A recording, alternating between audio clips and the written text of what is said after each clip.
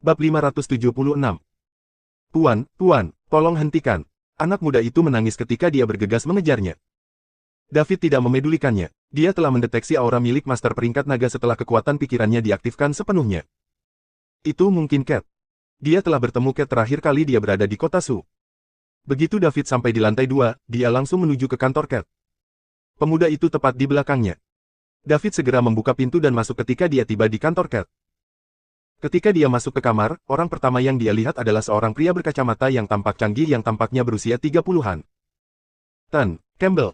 Pria ini berkata bahwa dia adalah teman Tuan Nelson, dan dia bersikeras untuk naik ke atas. Saya tidak bisa menghentikannya, kata anak muda itu.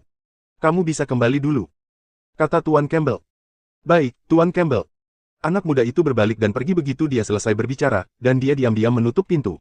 Di belakang dia. Kamu siapa? Siapa namamu? Mengapa Anda perlu menemui Tuan Nelson? Tuan Campbell bertanya pada David. David tidak menjawab pertanyaannya. Sebaliknya, dia berteriak ke arah ruangan yang terletak di dekat bagian belakang, Cat Nelson. Keluar dan temui aku. Kamu ceroboh, kata Mar. Campbell berang sambil berdiri dan menunjuk ke arah David. Oh, apakah saya yang sembrono, atau Anda? David bertanya, ekspresi dingin di wajahnya. Kamu, Mar. Campbell bingung mencoba mencari jawaban. Retakan, pintu kantor Cat terbuka. Tuan Campbell buru-buru berbalik. Ketika dia melihat Cat berjalan keluar, dia buru-buru berkata, Tuan. Orang ini tiba-tiba menerobos masuk. Saya akan memanggil seseorang untuk membawanya pergi sekarang. Kamu bajingan, mengapa Anda tidak memberitahu saya bahwa Tuan Liddell ada di sini? Cat membentak Tuan Campbell. Segera setelah itu, dia menoleh ke David dan berkata dengan suara hormat, maafkan saya, Tuan. Liddell, Anda bisa menelepon saya lain kali Anda ingin melihat saya. Anda tidak perlu melakukan perjalanan jauh-jauh ke sini. Dia mungkin menteri kabinet Provinsi South River yang kata-katanya berbobot di Provinsi South River.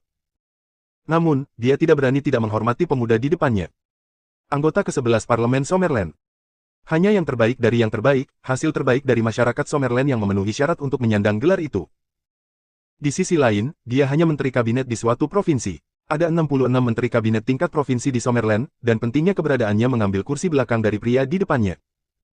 Ada perbedaan yang sangat tinggi dalam hal status di antara mereka ketika dia membandingkan dirinya dengan David, seorang anggota parlemen Summerland, sampai pada titik di mana tidak ada gunanya mencoba membandingkan. Terus terang, jika David ingin menyingkirkannya, yang perlu dia lakukan hanyalah mengucapkan kata itu. Dia tidak akan memiliki sarana untuk melawan saat itu. Cat, ada sesuatu yang ingin kutanyakan padamu. Di mana kita harus berbicara? Tanya Daud. Liddell, silakan masuk. Campbell, awasi pintunya. Jangan biarkan siapapun masuk. Iya Pak, Tuan Campbell tampak linglung saat berjalan keluar pintu, menutupnya, dan berdiri. Oleh pintu masuk. Dia belum kembali ke akal sehatnya. Siapakah pemuda ini, yang tampaknya baru berusia 20-an? Entah bagaimana, dia berhasil membuat Cat, seorang menteri kabinet yang sangat berpengaruh di Provinsi South River, memperlakukannya dengan sangat hormat. Itu membuatnya melihat sesuatu dengan perspektif baru. Dia telah bekerja di bawah Cat selama beberapa tahun, tetapi dia belum pernah melihatnya berbicara dengan anak muda seperti itu. Cat pasti melakukannya karena dia adalah seseorang yang lebih tinggi di birokrasi dan bahkan lebih berpengaruh. Gelombang ketakutan menyapu dirinya ketika potongan pengetahuan penting itu muncul di benaknya. Butir-butir keringat mulai muncul di dahinya. Dia baru saja meneriaki pemuda itu beberapa saat yang lalu. Apakah Cat akan memecatnya? Tolong jangan. Tolong jangan. Berasal dari daerah pedesaan, dia mencapai kesuksesan karir setelah menjadi sekretaris Cat. Melalui ini, ia langsung menjadi salah satu selebriti terbaru Provinsi Sungai Selatan. Tak terhitung orang dari keluarga paling kuat di Provinsi Sungai Selatan harus memperlakukannya dengan hormat. Itu adalah sesuatu yang membawa kehormatan bagi seluruh keluarganya.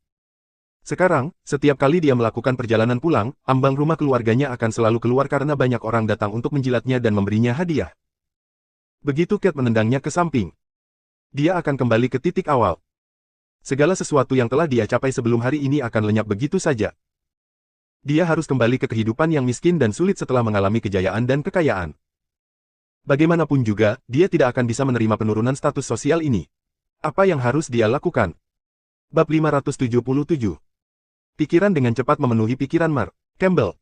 Dia harus mempertahankan pekerjaannya. Dia tidak bisa meninggalkan Cat Nelson. Jika tidak, dia akan tamat. Di dalam kantor Cat. Mar, Liddell, tolong, minum teh.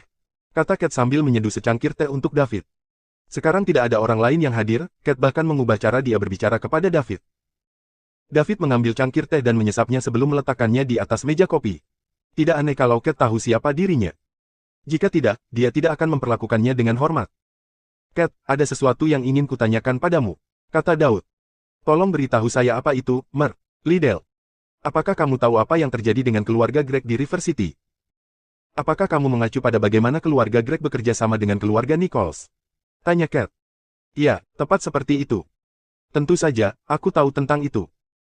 Kalau begitu, apakah Anda, sebagai Menteri Kabinet Provinsi South River, akan mengizinkan keluarga ini melakukan apapun yang mereka inginkan di Summerland? Apakah Anda lelah dengan posisi Anda sebagai Menteri Kabinet Provinsi South River? Mar, Liddell, ini sesuatu yang mungkin tidak Anda ketahui. Bukannya saya, Cat Nelson, tidak melakukan apa-apa. Namun, di antara 66 provinsi di Summerland saat ini, setidaknya setengah dari mereka dihuni oleh keluarga dan sekte tersembunyi yang kuat yang mengintegrasikan keluarga lokal ke dalam lingkaran mereka. Keluarga dan sekte tersembunyi ini sangat kuat, sampai pada titik di mana saya tidak dapat melawan mereka. Selain itu, saya telah melaporkan ini kepada atasan saya sejak lama, tetapi mereka kewalahan dengan pekerjaan sekarang. Mereka hanya menginstruksikan kami untuk mengawasi mereka dan mengatakan bahwa mereka akan segera mengirim seseorang untuk menyingkirkan mereka begitu mereka melakukan sesuatu yang sangat melanggar hukum Summerland. Meskipun keluarga ini telah bergabung sekarang, tidak ada yang bisa saya lakukan, karena mereka belum melakukan apapun yang bertentangan dengan hukum Summerland. Kata Cat dengan ekspresi sedih di wajahnya. Dia juga merasa tidak enak karena keluarga Greg bergabung dengan keluarga Nichols dan memasuki River City. Dia, Cat Nelson, awalnya adalah salah satu orang paling berpengaruh di Provinsi South River. Sebagai Menteri Kabinet Provinsi South River, dia akan paling menderita kerugian begitu keluarga Nichols membangun pijakan yang kokoh di River City. Kekuatannya akan dikekang secara besar-besaran. Di masa depan, bahkan mungkin ada kemungkinan bahwa Nichols dengan susah payah akan mengambil keputusan di Provinsi South River. Segalanya masih baik-baik saja sekarang. Mason, kepala staf, masih hidup. Orang-orang ini belum berani melakukan hal yang tidak baik. Namun, begitu Mason meninggal, Summerland akan jatuh ke dalam kekacauan. Pada saat itu, tidak ada yang tahu betapa kacaunya itu. Jadi, saat ini, tidak ada yang berani menyinggung siapapun dari keluarga atau sekte ini. Itu termasuk dia, Menteri Kabinet Provinsi South River. Cat, aku tahu apa yang kamu khawatirkan. Anda khawatir Summerland tidak akan dapat mengendalikan musuh-musuh ini setelah Tuan Tua Stephanie meninggal, dan Anda akan merusak masa depan Anda dengan menyinggung mereka. Ya. Sebenarnya, Cat tidak tahu bagaimana dia harus membalasnya. Dia sedikit malu karena David langsung memukul kepalanya. Bagaimanapun, dia saat ini masih menjadi Menteri Kabinet Provinsi South River.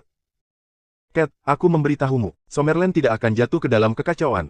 Bahkan jika seluruh dunia jatuh ke dalam kekacauan, Summerland tidak akan melakukannya. Itu karena, bahkan setelah Tuan Tua Stephanie meninggal, masih ada aku, David Liddell. Aura intens memancar dari tubuh David begitu dia menyelesaikan keangkuhannya yang luar biasa. Auranya begitu kuat sehingga Cat terdorong beberapa meter ke belakang. Dia hanya berhenti ketika dia menabrak mejanya. Pada saat itu, mata Cat terbuka lebar saat dia menatap pemuda di depannya dengan ketakutan. Aura yang kuat itu membuatnya merasa seperti dia hanyalah seekor semut, dan bahwa dia sedang menghadapi seekor gajah. Bakat macam apa itu? Itu berhasil membuatnya, seseorang di tahap pemula Dragon Rank, tidak bisa melawan. Dia merasa seperti perahu yang mengapung di tengah laut, akan tenggelam oleh gelombang tinggi pada waktu tertentu. Itu menakutkan. Meski begitu, itu bahkan bukan hal yang paling penting. Berapa umur Daud sekarang? Apakah dia bahkan berusia 25 tahun? Penjaga peringkat dewa. Itu tidak pernah terdengar. Secara alami, sebagai seseorang yang telah mencapai peringkat naga, dia tahu apa artinya. Potensi tak terbatas. Dia akan menjadi makhluk setingkat Mason di masa depan. Mungkin juga dia bahkan bisa melampaui itu. Tuhan telah memberikan kesempatan ini kepadanya. Dia harus memegangnya. Bab 578. Mar Liddell, kakak kamu, Cat mulai gagap. Penjaga peringkat dewa yang baru berusia 20-an. Itu adalah sesuatu yang belum pernah terlihat sebelumnya dalam beberapa ribu tahun sejarah dunia yang tercatat, apalagi di Summerland. Saat ini adalah dekade terbesar dalam sejarah manusia. Berdiri di depannya adalah David, pria yang ditakdirkan untuk mendominasi dekade ini. Dia harus memastikan dia bisa menunggangi jaket David. Jika dia melepaskan kesempatan ini, dia akan menjadi tidak penting. Namun, jika dia memanfaatkan kesempatan ini, namanya kemungkinan besar akan tercatat dalam sejarah. Tidak ada yang bisa menahan diri untuk tidak melewatkan godaan ini. Cat Nelson, berhentilah meringkuk ketakutan jika Anda ingin mempertahankan posisi Anda sebagai Menteri Kabinet Provinsi South River. Berani, sebagai seorang praktisi seni bela diri, Anda harus memiliki rasa haus darah yang harus dimiliki oleh setiap praktisi seni bela diri. Selain itu, Anda adalah warga negara Summerland. Saya, David Liddell, secara pribadi akan menggunakan masalah dengan keluarga Nichols untuk memberi contoh bagi yang lain. Saya ingin semua sekte dan keluarga tersembunyi di Summerland tahu bahwa hanya akan ada satu hasil bagi mereka yang berani menyebabkan kekacauan di Summerland. Hasilnya, seluruh keluarga mereka akan dimusnahkan. Aura David mencapai puncaknya ketika dia selesai mengucapkan kalimat ini. Cat adalah master di tahap awal peringkat naga, tapi sekarang, dia bahkan tidak bisa menggerakkan ujung jarinya. Sebenarnya, dia bahkan merasa agak sulit untuk bernapas. Apakah ini seberapa kuat penjaga peringkat dewa? Itu menakutkan. Pelepasan auranya saja membuatnya tidak berdaya untuk melawan. Pola pikir David juga mulai berubah. Ada pepatah yang bagus. Dengan kekuatan besar datang tanggung jawab besar. Selain itu, setelah bertemu dengan Mason dan dipengaruhi olehnya, pola pikir David berubah. Di masa lalu, dia hanya memperhatikan dirinya sendiri dan hanya memikirkan dirinya sendiri. Dia merasa bahwa segala sesuatu yang lain tidak ada hubungannya dengan dia. Namun, setelah mengenal Mason, David perlahan terpengaruh oleh pengabdiannya yang tanpa pamrih. Orang tua itu memiliki karakter yang mulia dan integritas yang tidak perlu dipertanyakan lagi yang memengaruhi orang-orang di sekitarnya. Mason bahkan rela menyerahkan nyawanya sendiri untuk Summerland. Bahkan ketika waktunya di bumi akan segera berakhir, dia masih ingin memberikan satu kontribusi terakhir untuk Summerland. Dia menggunakan tubuhnya yang sekarat untuk melawan 9 penjaga God Rank yang kuat dari Falconia. Pada akhirnya, dia bahkan berhasil membunuh satu dan melukai beberapa lainnya. Harganya adalah sisa umur Mason berkurang dari 1 tahun menjadi hanya tersisa 1 bulan. David sangat mengagumi lelaki tua itu, sampai pada titik di mana dia dipengaruhi olehnya. Dia telah berubah dari hanya ingin melindungi dirinya sendiri menjadi ingin melindungi keseluruhan Summerland. Itu semacam pencerahan spiritual. Ini juga pertama kalinya David memamerkan ambisinya. Dia pernah tidak lebih dari seorang mahasiswa biasa. Fakta bahwa orang tuanya telah meninggal ketika dia masih kecil, ditambah dengan pelecehan yang dia terima dari keluarga pamannya, membuatnya merasa jijik dan benci terhadap masyarakat. Ke titik di mana bahkan setelah dia menerima sistem, dia tidak pernah menganggap dirinya sebagai penyelamat yang akan menyelamatkan Summerland dan dunia. Namun, setelah bertemu dengan Mason, ia merasa pola pikirnya perlahan berubah. Sekarang, fisiknya sudah mencapai level Dewa 3. Selain itu, dia baru saja mengumpulkan lebih dari 2000 poin mewah lagi. Jika dia menyatukannya, dia akan bisa mencapai level 5 dewa. Dengan cara poin mewahnya meningkat sekarang, tidak lama lagi dia bisa mencapai puncak level dewa. Dia akan mampu mengambil alih beban Mason dan melindungi Summerland dari kekacauan yang akan segera tiba. Saat itu, Cat merasa David seperti raja muda di masa lalu. Dia adalah tipe orang yang harus muncul selama masa-masa hebat ini dan membawa terang ke zaman mereka. Bab 579. David menarik kembali auranya setelah mencapai puncaknya. Seketika itu juga, Cat merasa seolah ada beban yang terangkat dari pundaknya. Menempatkan tangannya di tanah, dia terengah-engah saat tetesan keringat menetes dari dahinya dan segera membentuk genangan air di lantai. Map Liddell, mulai hari ini dan seterusnya. Aku, Cat Nelson, akan menjadi hambamu yang setia terus-menerus atas perintahmu. Saya tidak akan berani menyimpan motif egois apapun, kata Cat sambil terengah-engah. Aku tidak peduli apakah kamu memiliki motif egois atau tidak. Semua manusia egois. Namun, saya harap Anda akan melihat gambaran besarnya dan membuat pilihan yang tepat. Kau tahu apa yang akan terjadi padamu jika aku mendengar bahwa kau membahayakan Summerland, kata David kepada Cat sambil berdiri dan menatap ke arahnya. Liddell, saya sangat mengerti. Mulai hari ini dan seterusnya, saya akan mematuhi instruksi Anda dan melakukan apa yang seharusnya saya lakukan. Bagus sekali, dengan hadirnya Tuan Tua Stephanie dan saya sendiri, Summerland akan bebas dari kekacauan yang akan datang. Saya akan menyingkirkan keluarga dan sekte manapun yang berani muncul dan mengancam Summerland. Pesta ulang tahun ke-80 Tuan Tua Luther adalah lusa, dan saya akan memberitahu keluarga Nichols akibat bermain-main dengan Summerland selama pesta ini. Itu akan berfungsi sebagai peringatan bagi semua keluarga dan sekte yang berharap untuk membangun kehadiran di Summerland. Anda akan melakukan pekerjaan perlindungan dari luar selama waktu ini. Cobalah yang terbaik untuk tidak membiarkan warga biasa menemukan praktisi seni bela diri yang kuat. Ya, Tuan, anggota Parlemen Liddell. Cat menjawab dengan hormat. Yah, aku akan pergi sekarang. Beritahu saya jika ada masalah yang tidak dapat Anda tangani. Provinsi South River adalah kampung halaman saya, dan saya tidak ingin ada masalah yang muncul di sini. Juga, saya harap tidak ada orang lain yang mengetahui apa yang terjadi hari ini. Dipahami, semoga harimu menyenangkan, Liddell. Cat menemani David berjalan keluar gedung, masuk ke mobilnya, dan sampai di gerbang gedung. Sepanjang ini, dia berhasil membuat banyak orang terdiam karena terkejut. Cat Nelson, Menteri Kabinet Provinsi South River, orang paling berkuasa di seluruh Provinsi South River, secara pribadi menemani seorang pemuda berusia 20-an saat dia meninggalkan gedung. Apalagi, dia baru berhenti saat mobil melaju ke gerbang. Pria muda ini adalah orang yang sangat kuat. Banyak orang menundukkan kepala karena menyesal, membenci diri mereka sendiri karena tidak menciptakan peluang temui barusan agar mereka bisa mengenal pemuda yang sangat kuat ini. Tidak ada yang mengira bahwa kekuatan Davidlah yang membuat Tuan Nelson memperlakukannya dengan sangat hormat. Lagi pula, dia adalah seorang pemuda yang tampaknya berusia awal 20-an. Mungkin ayah atau kakeknya yang memiliki kekuatan yang mengejutkan. Cat berdiri di dekat gerbang dan hanya menghela napas lega setelah David pergi. David telah menempatkannya di bawah tekanan yang sangat besar. Wali setingkat dewa. Terlebih lagi, dia baru berusia 20-an. Dia masih sangat muda. Pepatah bahwa pahlawan muncul selama masa-masa sulit itu benar. David pasti yang terpilih di era ini. Dia ditakdirkan untuk menjadi bintang paling terang selama kekacauan yang akan datang. Cat menunggu lebih lama sebelum dia berbalik dan pergi. Dia harus kembali dan bersiap. Ini agar dia bisa menyelesaikan tugas yang diberikan David dengan sempurna. Itu adalah tugas pertama yang dipercayakan David kepadanya. Dia harus mengeksekusinya dengan benar untuk memberikan kesan yang baik kepada David. Keluarga Greg dan keluarga Nichols telah bergabung, dan David sudah kesal padanya karena takut keluarga Nichols akan membalas dendam padanya setelah Mason meninggal. Dia tidak bisa membuat kesalahan lagi setelah ini. Kedua penjaga yang berdiri di dekat pintu masih tercengang bahkan setelah Cat pergi. Keduanya bersukacita dalam hati. Syukurlah mereka tidak menghentikan mobil sport yang menarik ini tadi.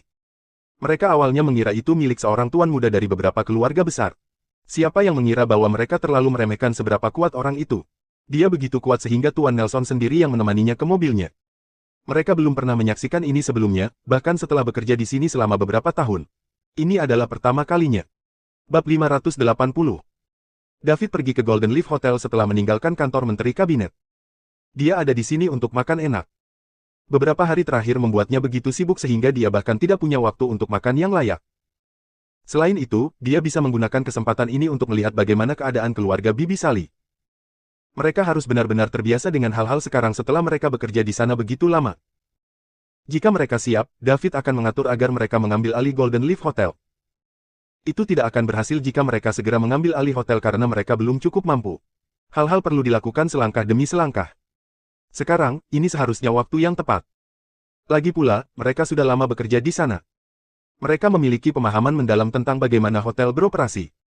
David mengemudikan Bugatti Veyron-nya ke tempat parkir Hotel Golden Leaf dan memarkirnya dengan bantuan arahan satpam. Kemudian, dia masuk ke Hotel Golden Leaf saat penjaga mengawasinya dengan pandangan rendah hati, hormat, dan cemburu di matanya. Begitu dia masuk melalui pintu, 4 petugas tinggi dan berpenampilan manis membungkuk dan berseru, "Selamat datang." David berjalan ke lobi. Seorang manajer lobi tampan berusia 20-an segera mendatanginya. "Halo Pak, bolehkah saya tahu jika Anda ingin memesan kamar atau meja? Kamu pasti orang baru, kan? Siapa namamu?" tanya Daud. Dia ingat bahwa manajer lobi adalah orang yang berbeda terakhir kali dia berkunjung. Mengapa mereka diganti begitu cepat? Pearl telah menjadi manajer lobi selama 2 atau 3 tahun ketika dia bekerja di sini, dan kemungkinan besar dia akan terus bekerja di sini jika bukan karena dia. "Benar, Pak, saya baru di sini kurang dari setengah bulan. Nama saya Tamara Yoder. Maafkan saya jika ada yang saya lakukan tidak sesuai standar. Anda dapat memberi tahu saya tentang hal itu toh, dan saya akan melakukan yang terbaik untuk meningkatkannya," kata Tamara dengan rendah hati. Dia tidak tahu siapa David, tetapi berdasarkan cara dia membawa dirinya sendiri, dia tahu dia bukan seseorang yang bisa dikacaukan. Ini semua karena pengalaman yang dia kumpulkan setelah bertahun-tahun bekerja di industri jasa. Siapkan hidangan terbaik Anda senilai 1 meja dan hubungi manajer umum Anda. Aku akan menunggunya di kamar pribadi nomor 1. Ketika David selesai berbicara, dia tidak menunggu tanggapan Tamara sebelum dia pergi. Tamara bergegas mengejarnya. "Pak, bolehkah saya mengetahui namamu? Beritahu manajer Anda bahwa ini David Liddell." "David Liddell." Tamara mengulangi nama itu untuk dirinya sendiri. Tiba-tiba, gelombang keterkejutan menyapu dirinya. "David Liddell. Ah, bukankah ini nama bos mereka?" "Ah, apakah kamu bosnya?" Tamara bertanya gagap. "Tidak buruk, kau tahu namaku. Pergi panggil manajer umum Anda," kata Daud. "Iya Pak, mohon tunggu sebentar, Ten. Liddell, aku akan menangkapnya sekarang." Tamara buru-buru menjawab. "Juga, jangan lupa siapkan makananku," tambah Daud. "Iya Pak, jangan khawatir, Tuan Liddell, makanan akan segera dikirim." Saat Tamara melihat David melangkah ke lift, dia buru-buru mengambil walkie-talkie-nya dan menghubungi manajer umum. Dia mengatakan kepadanya bahwa bos ada di sini, dan bahwa kehadiran manajer umum diminta di ruang pribadi nomor 1, menyuruh mereka menyiapkan meja yang penuh dengan makanan berkualitas terbaik untuk dikirim ke bos. Berita bahwa David Liddell, bos paling berkuasa, berada di Golden Leaf Hotel segera menyebar ke seberang hotel. Semua orang mulai sibuk, berharap bisa memberi kesan yang baik padanya. David duduk di kamar pribadi nomor 1, yang menjadi miliknya secara eksklusif. Segera, manajer umum Golden Leaf Hotel tiba. Manajer umum adalah seorang pria parubaya berusia 40-an. Namun, David tidak ingat namanya. Yang dia ingat hanyalah bahwa dia telah mempromosikan seorang asisten manajer setelah mengirim Pearl ke tempat lain. Banyak hal terjadi setelah itu, yang berarti dia memiliki sedikit waktu untuk tinggal di provinsi South River, dan tentu saja, tidak ada waktu untuk mengunjungi Golden Leaf Hotel. Tan Liddell, mengapa Anda tidak memberitahu saya bahwa Anda akan datang? Saya bisa saja mengirim beberapa orang untuk menyambut Anda, kata Franco Yoder dengan hati-hati. David mungkin tidak memiliki banyak kesan tentang dia, tetapi dia mengingat David dengan jelas. Belum lama ini, East Lake Capitals telah mengatur pertemuan melalui video call. Sebagai manajer umum Golden Leaf Hotel, yang dimiliki oleh East Lake Capitals, dia mendapat kehormatan untuk hadir juga. Bahkan hari ini, pidato David masih segar dalam ingatannya. Saya tidak suka hal-hal yang mewah dan sembrono. Jadi jangan fokus pada hal-hal seperti ini di masa depan. Membelanjakan. Lebih banyak waktu untuk memikirkan pekerjaan Anda dan bagaimana Anda dapat melakukannya dengan lebih baik. Inilah yang harus Anda pikirkan, kata David. Dimengerti, Tuan Liddell. Saya akan mengingat saran Anda dan melakukan yang terbaik untuk melaksanakan tanggung jawab saya dengan kemampuan terbaik saya. Saya tidak akan mengecewakan Anda, kata Franco sambil membungkuk. Oh itu benar, siapa namamu? Tanya Daud. Tan Liddell, nama saya Franco Yoder. Franco berarti orang bebas, dan nama belakang saya adalah Yoder, jelas Franco. Ini adalah pertama kalinya dia bertemu bos seperti ini. Hotel bintang 8 bernilai 20 miliar, namun, dia tidak tahu nama manajer umumnya. Dia tidak seperti bos lainnya. Dia keren dan menyendiri. Namun, Franco merasa damai lagi ketika dia ingat bahwa East Lake Capitals memiliki aset bernilai beberapa triliun dolar dan nilainya masih terus bertambah dari menit ke menit. Bagi bos muda itu, 20 miliar dolar mungkin terasa sama seperti perasaan 10 atau 20 dolar baginya. Mungkin ada banyak contoh di mana dia bahkan tidak tahu bahwa bisnisnya menghasilkan pendapatan tanpa henti untuknya. Franco, bagaimana keadaan keluarga kedua bibi saya, Sally Lowe dan Diana Liddell? Jujurlah, dan jangan mencoba untuk merapikan cerita. Saya tidak suka bootlicking, saya suka mendengarkan kebenaran. Tan Liddell, kedua keluarga bibimu luar biasa. Mereka tidak menyalahgunakan kekuasaan mereka di hotel hanya karena mereka berhubungan dengan Anda. Sebaliknya, mereka telah bekerja keras mempelajari segala sesuatu tentang hotel dan dapat melakukan pekerjaan langsung mengenai operasi hotel sekarang. Apa menurutmu mereka akan mampu mempertahankan operasi hotel jika mereka ditempatkan sebagai penanggung jawab sekarang? Dengan kata lain, menurut Anda apakah kinerja hotel akan meningkat atau menurun? Saya tidak berpikir kinerja akan turun. Untuk peningkatan, mungkin kurang terlihat, tapi menurut saya itu tidak akan terlalu menjadi masalah. Lagi pula, hotel ini sudah berada di jalur yang benar. Itu hanya perlu terus mempertahankan operasi, kata Franco. Pada saat itu, dia menghela nafas ke dalam. Masa-masa indah akhirnya akan segera berakhir. Dia sudah lama tahu bahwa dia hanyalah seorang manajer umum sementara. Kerabat Tuan Liddell akan menggantikannya begitu mereka terbiasa dengan operasi hotel. Benar saja, tebakannya benar. Meski begitu, tidak ada yang bisa dia lakukan. Bagaimanapun, mereka adalah kerabatnya. Orang lain akan melakukan hal yang sama. Mustahil baginya untuk mendapatkan kepercayaan bos sepenuhnya, tidak peduli seberapa bagus kinerja. Terlebih lagi, dia tidak seperti Pearl, yang kompeten, muda, dan tampan. Dia telah menjadi manajer umum East Lake Capitals setelah mendapatkan kepercayaan bos, dan sekarang memiliki kekayaan bersih beberapa ratus miliar dolar. Yang dia harapkan hanyalah bos tidak akan memecatnya. Dia akan senang jika bisa kembali ke posisinya sebagai asisten manajer dan membantu kerabatnya. Tidak apa-apa, rencana saya untuk perjalanan hari ini adalah menyerahkan hotel kepada bibi saya. Bagaimana menurutmu? Tanya Daud. Saya tidak punya pendapat, Tuan Liddell. Saya akan menyelesaikan serah terima dan melakukan yang terbaik untuk membantu mereka mulai hari ini dan seterusnya untuk memastikan kinerja hotel terus meningkat, jawab Franco. Bab 582. David menatap pria parubaya di depannya. Dia telah menggunakan kekuatan pikirannya untuk mengamati Franco setelah dia selesai berbicara. Jika Franco menunjukkan tanda-tanda kebencian atau emosi serupa lainnya, tidak mungkin David akan mempertahankannya. Namun, Franco baru saja menunjukkan tanda-tanda gugup. Dia mungkin khawatir dia akan dipecat, itulah sebabnya dia menekankan dia akan membantu bibinya untuk mengelola hotel. Bagi David, kompetensi seseorang bukanlah faktor terpenting dalam mempekerjakan seseorang. Yang paling penting baginya adalah sikap mereka. Tidak peduli seberapa mampu mereka, dia tidak akan mempekerjakan mereka jika hati mereka tidak berada di tempat yang tepat. Ini karena dia berbeda dari bos lainnya. Bos lain akan menutup mata terhadap kekurangan Anda jika Anda cukup mampu dan mampu menghasilkan uang untuk mereka. Namun, David tidak perlu melakukan itu. Dia tidak membutuhkan Anda untuk menghasilkan uang untuknya karena dia sudah memiliki begitu banyak uang sehingga dia tidak dapat menghabiskannya. Jadi, apa gunanya terus menghasilkan lebih banyak uang? Franco telah tampil baik sekarang. David bisa mempertimbangkan untuk memberinya promosi. Islik Capitals adalah tim besar, yang berarti tenaga kerja dibutuhkan di berbagai area. Golden Leaf Hotel hanyalah aset paling tidak penting dari Islik Capitals. Franco, saya akan menyerahkan Golden Leaf Hotel kepada bibi saya sebentar lagi, dan Anda tidak lagi menjadi manajer umum. Apa kau tidak punya pendapat tentang itu? Tanya David ingin tahu. Tan, Liddell. Saya hanya seorang karyawan, meskipun terdengar menipu diri sendiri untuk mengatakan bahwa bekerja di mana saja itu sama saja, saya akan tetap menerima pengaturan yang telah Anda buat. Saya akan bekerja keras dan mengerahkan seluruh upaya saya kemanapun saya pergi, kata Franco dengan rendah hati. Tidak buruk, sikap Anda sangat baik, jadi jangan khawatir. Islik Capitals adalah tim besar dengan aset bernilai beberapa triliun dolar. Setelah hari ini, akan terus meningkat menjadi bernilai 10 triliun dolar atau bahkan 100 triliun dolar. Akan ada banyak kesempatan bagi Anda untuk memamerkan keahlian Anda. Golden Leaf Hotel hanyalah bagian yang paling tidak penting dari semuanya, dan Anda mungkin mendapatkan lebih banyak lagi dengan melangkah keluar dari tempat ini. Saya akan menelepon per malam ini, dan Anda bisa memberitahu dia apa kekuatan Anda. Dia akan mengatur posisi yang cocok untukmu, dan itu tidak akan lebih rendah dari posisi yang kamu pegang sekarang.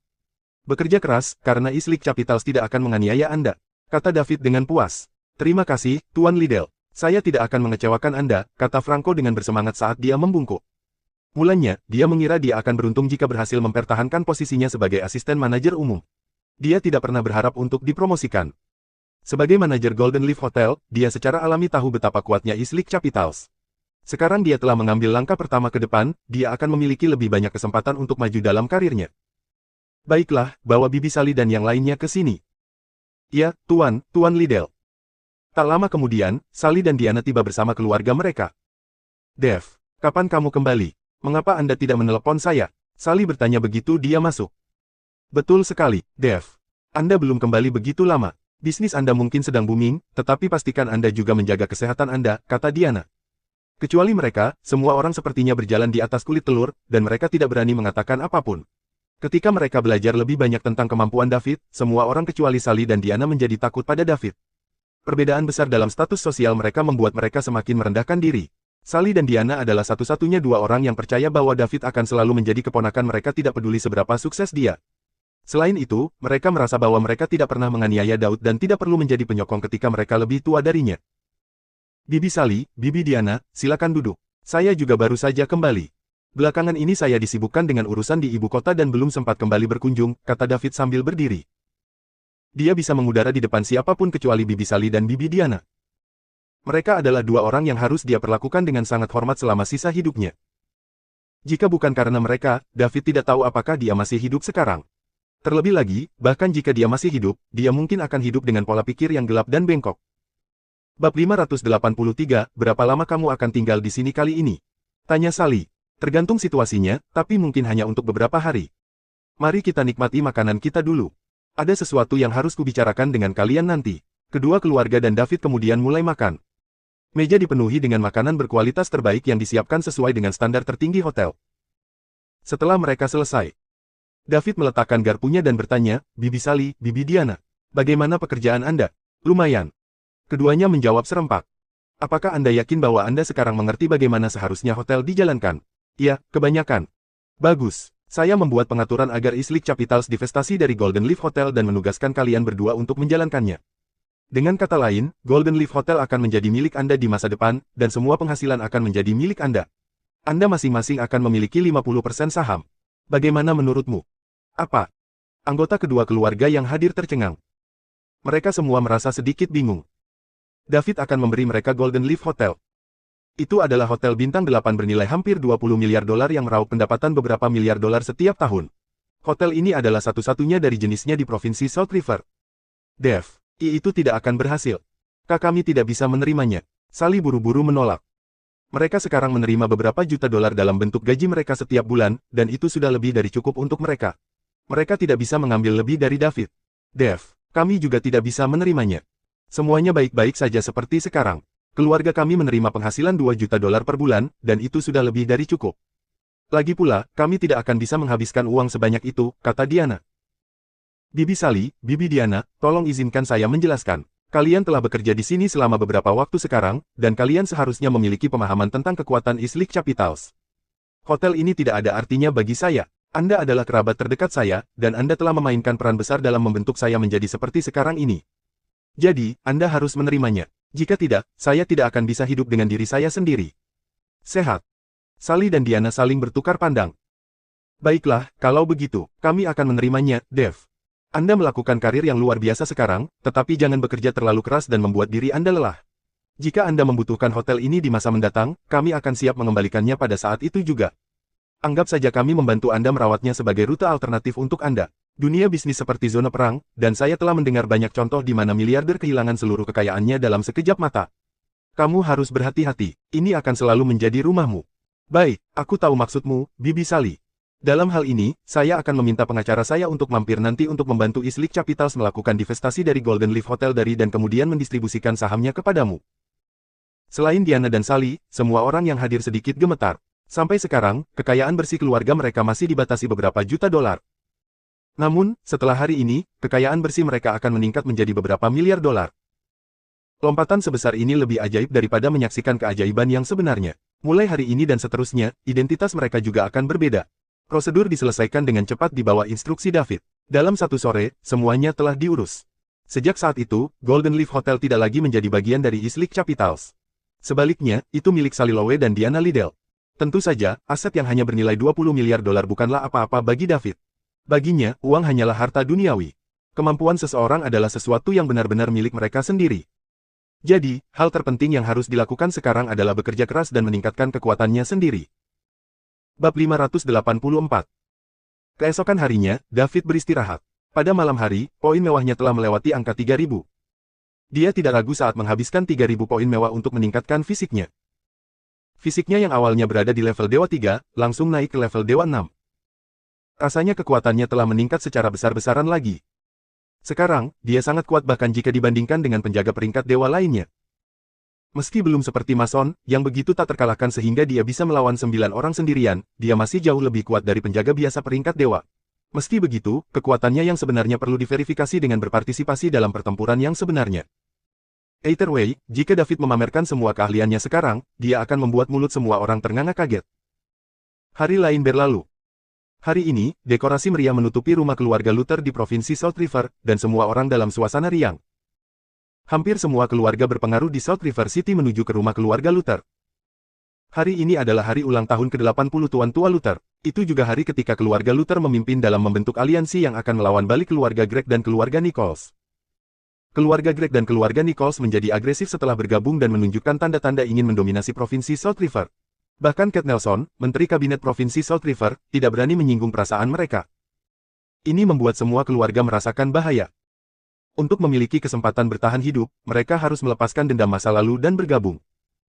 Lagi pula, keluarga Nichols terlalu kuat. Bahkan jika semua orang bergabung, peluang mereka untuk menang masih tipis. Namun, semua keluarga yang kuat di Provinsi Sungai Selatan memiliki hubungan dengan mereka yang berada di posisi yang lebih tinggi. Jika semua orang bekerja keras dan menarik perhatian pemerintah Summerland, mereka akan mampu menghentikan keluarga Greg dan keluarga Nichols. Itulah alasan mengapa mereka bergabung sejak awal. Pagi-pagi sekali, Charles dan Sandy tampil dengan pakaian lengkap di rumah keluarga Luther. Mereka siap menyambut setiap perwakilan keluarga yang kuat. Biasanya, kepala rumah tangga akan hadir bersama ahli warisnya. Banyak pemuda yang melakukan perjalanan ke rumah keluarga Luther hari ini bersama ayah atau kakek mereka menjadi ceria ketika mereka melihat Sandy. Sandy masih tergolong muda, tapi dia sudah sangat cantik, terutama setelah mengubah gayanya. Kini, sosoknya yang ramping dan anggun menarik banyak perhatian.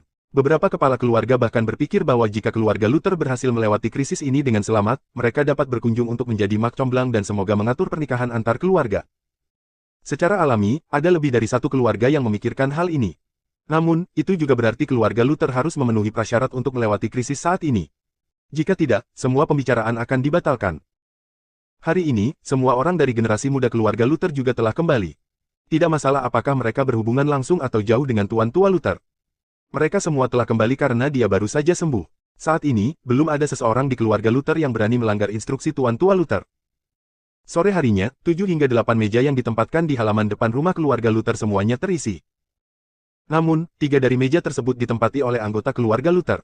Keluarga Luther besar, tetapi banyak anggotanya yang hedonis. Meja lainnya ditempati oleh perwakilan dari keluarga paling berkuasa di Provinsi Sungai Selatan. Mereka yang dari generasi yang lebih tua berbagi tabel. Mereka yang dari generasi muda juga berbagi meja. Sebuah insiden singkat telah terjadi saat mereka menuju tempat duduk mereka. Beberapa ahli waris nyaris berkelahi karena mereka semua berusaha duduk di sebelah Sandy. Itu sudah cukup untuk menunjukkan betapa populernya Sandy. Sama seperti semua orang akan mulai makan mereka. Seseorang berteriak. Tan, Nelson telah tiba. Semua orang berdiri dan melihat ke arah gerbang. Benar saja, Cat Nelson, Menteri Kabinet Provinsi Salt River, sedang berjalan masuk.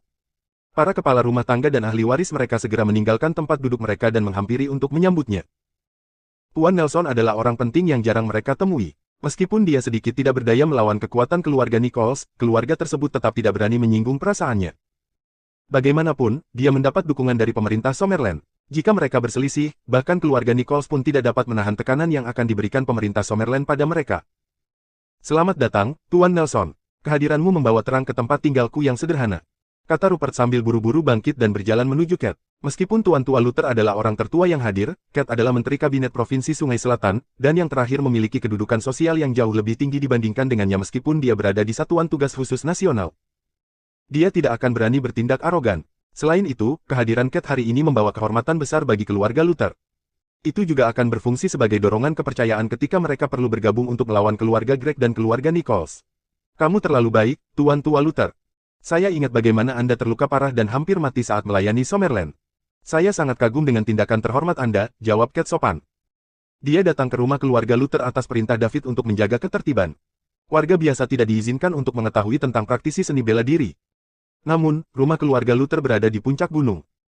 Mereka yang mampu tinggal di dekatnya adalah orang-orang yang kuat dan berpengaruh di River City. Yang disebut warga negara biasa tidak akan ada di sini, yang tidak membutuhkan banyak batasan. Anda sangat memuji saya, Tuan Nelson. Silakan, duduklah, Tuan Tua Luther berkata sambil memberi isyarat. Saat Cat menyusuri jalan setapak, semua kepala rumah tangga bergiliran menyapa, "Selamat siang, Tuan Nelson." "Selamat siang, Tuan Nelson." "Selamat siang, Tuan Nelson." Cat menyapa mereka semua secara bergantian.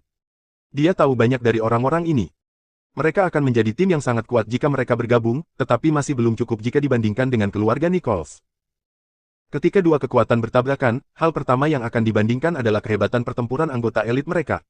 Jika anggota elit mereka sama atau hampir sama kuatnya, mereka kemudian akan membandingkan kekuatan orang-orang di bawah komando mereka. Namun, jika elit mereka dihancurkan, tidak akan ada kesempatan bagi mereka untuk membalikkan keadaan pada penyerang mereka. Inilah mengapa begitu banyak keluarga yang kuat di Provinsi Sungai Selatan takut pada keluarga Nichols sekarang. Itu karena para elit yang terakhir memiliki kecakapan pertempuran yang luar biasa dan beberapa ranker naga puncak. Namun, tidak ada satupun ranker naga puncak di seluruh Provinsi Sungai Selatan. Cat berjalan ke meja utama. Mereka yang duduk di meja ini semuanya adalah kepala keluarga paling berkuasa di Provinsi Sungai Selatan. "Silakan duduk, Tuan Nelson," Tuan Tua Luther berkata. Kursi di ujung meja utama masih kosong. Cat adalah satu-satunya orang yang berhak duduk di sana. Bahkan Tuan Tua Luther akan menyebarkan ketidakpuasan jika dia duduk di sana. Lagi pula, Tuan Tua Luther sudah tua, dan luka parah sebelumnya berarti dia tidak lagi berada di puncaknya. Namun, Cat melihat ke kursi dan duduk di kursi di sampingnya. Fakta bahwa dia tidak duduk di ujung meja mengejutkan semua orang. "Tolong, Tuan Nelson, duduklah di kursi kehormatan." Kepala rumah tangga lain yang berdiri di dekatnya memanggil serempak. Bab 585. Jangan menyanjung saya hari ini. Ini adalah kursi yang tidak berani saya ambil hari ini." Cat berkata sambil tersenyum. "Benar-benar lelucon. MP Liddell akan segera tiba. Jika dia mengambil tempat duduk ini, di mana David akan duduk ketika dia tiba nanti? Apakah dia tidak hanya mengundang masalah untuk dirinya sendiri?"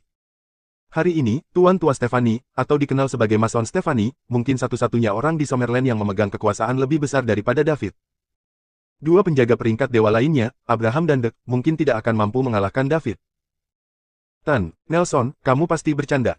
Siapa lagi yang berani duduk di kursi ini padahal kamu sendiri tidak berani mengambilnya?" Tuan Tua Luther berkata.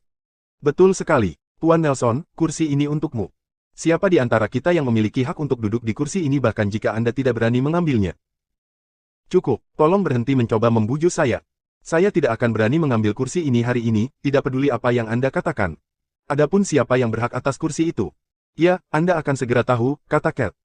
Semua orang tersentak kaget ketika mereka mendengar itu. Apakah orang penting lainnya akan hadir hari ini? Jika itu adalah seseorang yang sangat dihormati Cat, mereka pasti bukan orang biasa. Siapa sebenarnya itu?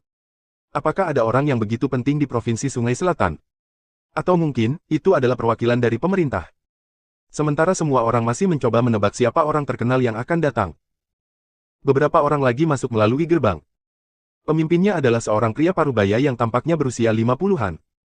Di belakangnya ada dua tetua dan beberapa anak muda. Semua orang menatap orang asing itu dengan rasa ingin tahu. Secara umum, yang terakhir muncul di jamuan makan seperti ini, semakin kuat mereka. Mereka yang memiliki status sosial lebih rendah biasanya datang lebih awal.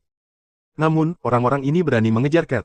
Apakah mereka tidak tahu bagaimana sesuatu bekerja, atau apakah mereka orang yang sangat kuat? Mata Cat menyipit saat melihat kelompok itu. Sebagai Menteri Kabinet Provinsi South River, dia secara alami tahu siapa orang-orang itu. Orang yang berdiri paling depan bahkan telah mengunjunginya beberapa hari yang lalu dan mencoba membuatnya bergabung dengan mereka.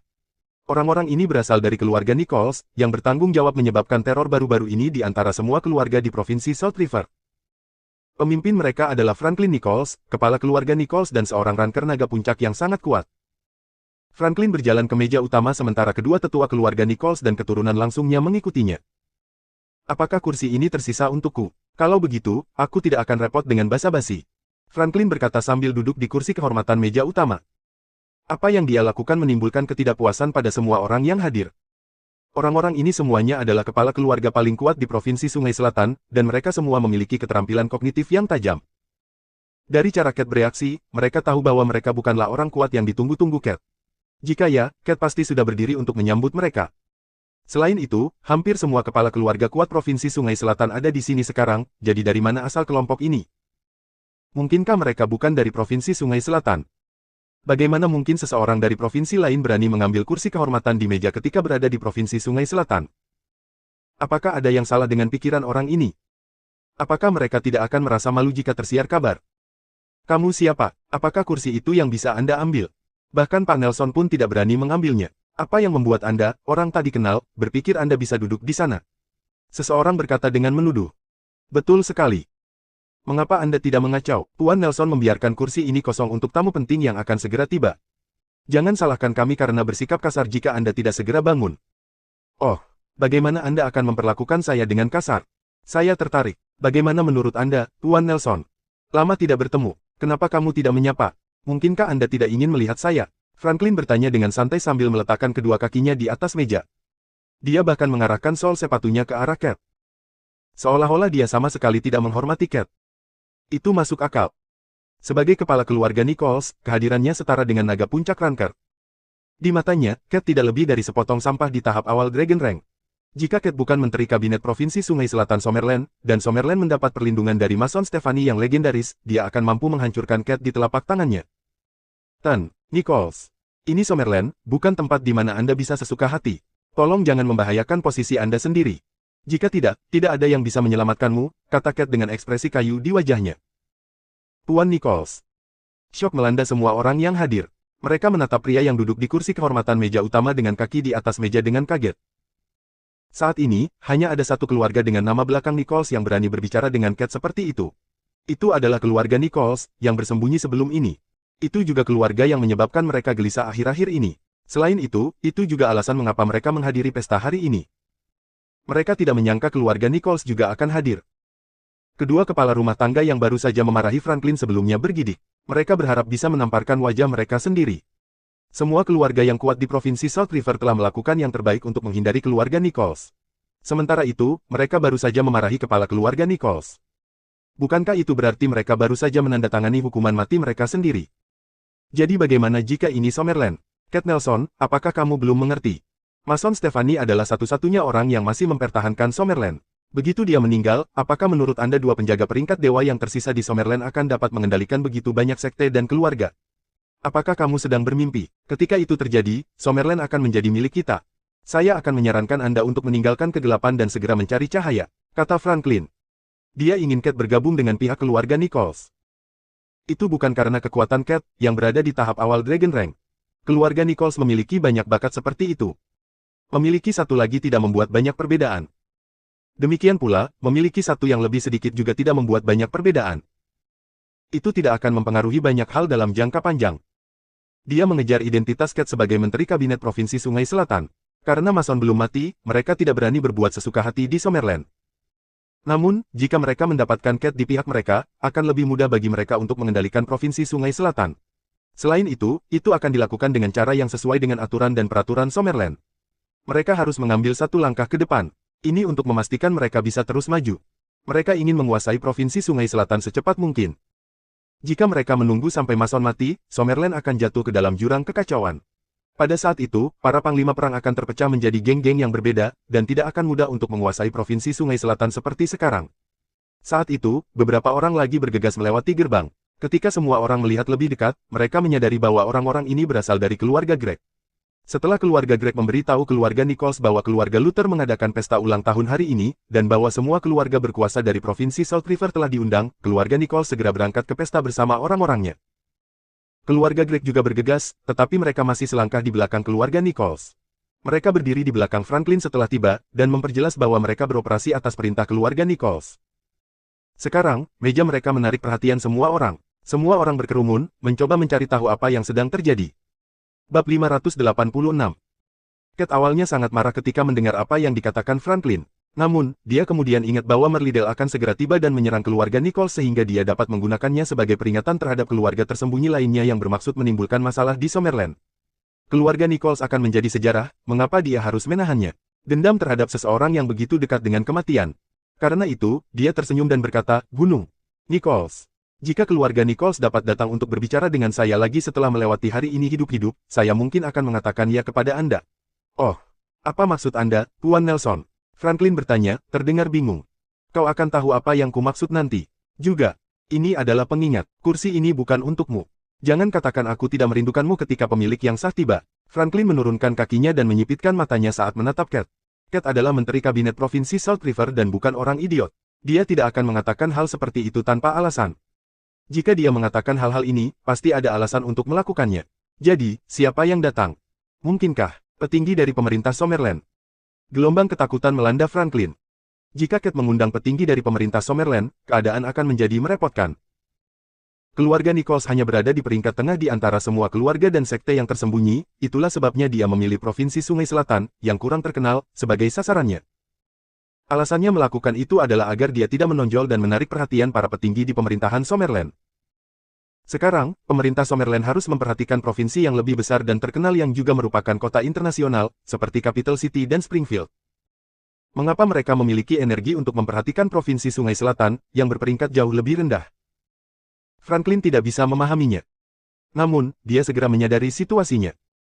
Jadi bagaimana jika petinggi dari pemerintah Summerland datang? Keluarga Nichols tidak melakukan sesuatu yang melawan hukum. Semua yang mereka lakukan mematuhi protokol. Bahkan jika mereka akan menimbulkan masalah, itu hanya akan terjadi setelah Mason meninggal.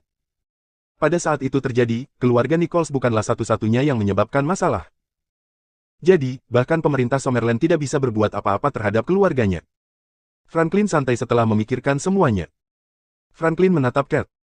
Namun, Cat tidak memperhatikannya. Anda mungkin kuat, tetapi saya memiliki pendukung yang lebih kuat. Apa yang bisa kamu lakukan padaku? Selain itu, setelah hari ini, keluarga Nichols akan dikenang sebagai keluarga pertama yang dimusnahkan.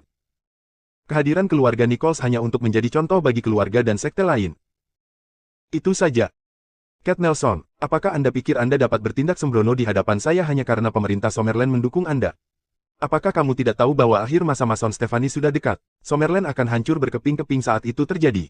Akan ada banyak kelompok kuat yang dipimpin oleh Falconia dengan penuh semangat menunggu untuk menerkam dari luar dan beberapa sekte dan keluarga tersembunyi muncul untuk menduduki sumber daya di dalam. Apakah Anda pikir Anda akan dapat keluar dengan bersih saat itu terjadi? Saya tidak tahu bagaimana Anda bisa menjadi Menteri Kabinet Provinsi South River ketika Anda bahkan tidak bisa mengenali hal-hal seperti itu, kata Franklin dengan sungguh-sungguh sambil menatap Cat. Semua orang terkejut ketika mereka mendengar itu. Berita tentang Mason menjelang akhir hidupnya hanya diketahui oleh beberapa keluarga yang memiliki banyak koneksi atau sangat berpengaruh. Setidaknya 80% keluarga yang hadir tidak mengetahui hal ini. Sekarang, setelah mendengar keluarga Nichols menyatakan bahwa akhir zaman Mason sudah dekat dan Summerland akan runtuh dan berantakan. Pikiran semua orang kacau. Jika pemerintah Summerland gagal mengendalikan sekte dan keluarga ini, itu berarti masa-masa indah akan segera berakhir bagi mereka. Apa yang harus mereka lakukan? Mereka semua akan menjadi potongan daging segar dan empuk di mata keluarga dan sekte ini. Sial, Franklin Nichols, beraninya kamu. Beraninya kau melontarkan omong kosong dan membuat kekacauan di Summerland. Anda harus memiliki keinginan mati jika mengganggu kedamaian dan ketertiban masyarakat Summerland.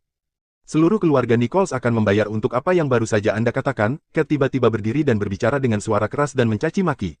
Dia meraung. Bab 587. Keluarga Greg tercengang. Keluarga Nichols tercengang. Semua keluarga besar lainnya di Provinsi Sungai Selatan juga tercengang. Bahkan Franklin, kepala keluarga Nichols, tertegun. Lagi pula, Franklin adalah kepala keluarga Nichols dan seorang ranker naga puncak. Tidak hanya dia kuat, tetapi dia juga memiliki latar belakang yang menakjubkan. Sejak kapan dia dimarahi dan dipermalukan seperti ini? Namun, sekarang, sepotong sampah di tahap pemula peringkat naga telah menyebabkan keributan seperti itu di depan begitu banyak orang. Siapa yang mengira itu akan terjadi? Bukan dia, maupun orang tua dan anak keluarga Nichols yang berdiri di belakangnya, atau keluarga Greg yang berdiri di ujung prosesi, yang akan membayangkan hal ini terjadi. Terus terang, bahkan keluarga kuat lainnya di Provinsi Sungai Selatan tidak mengharapkan hal itu terjadi. Sejak kapan Cat Nelson menjadi begitu agresif?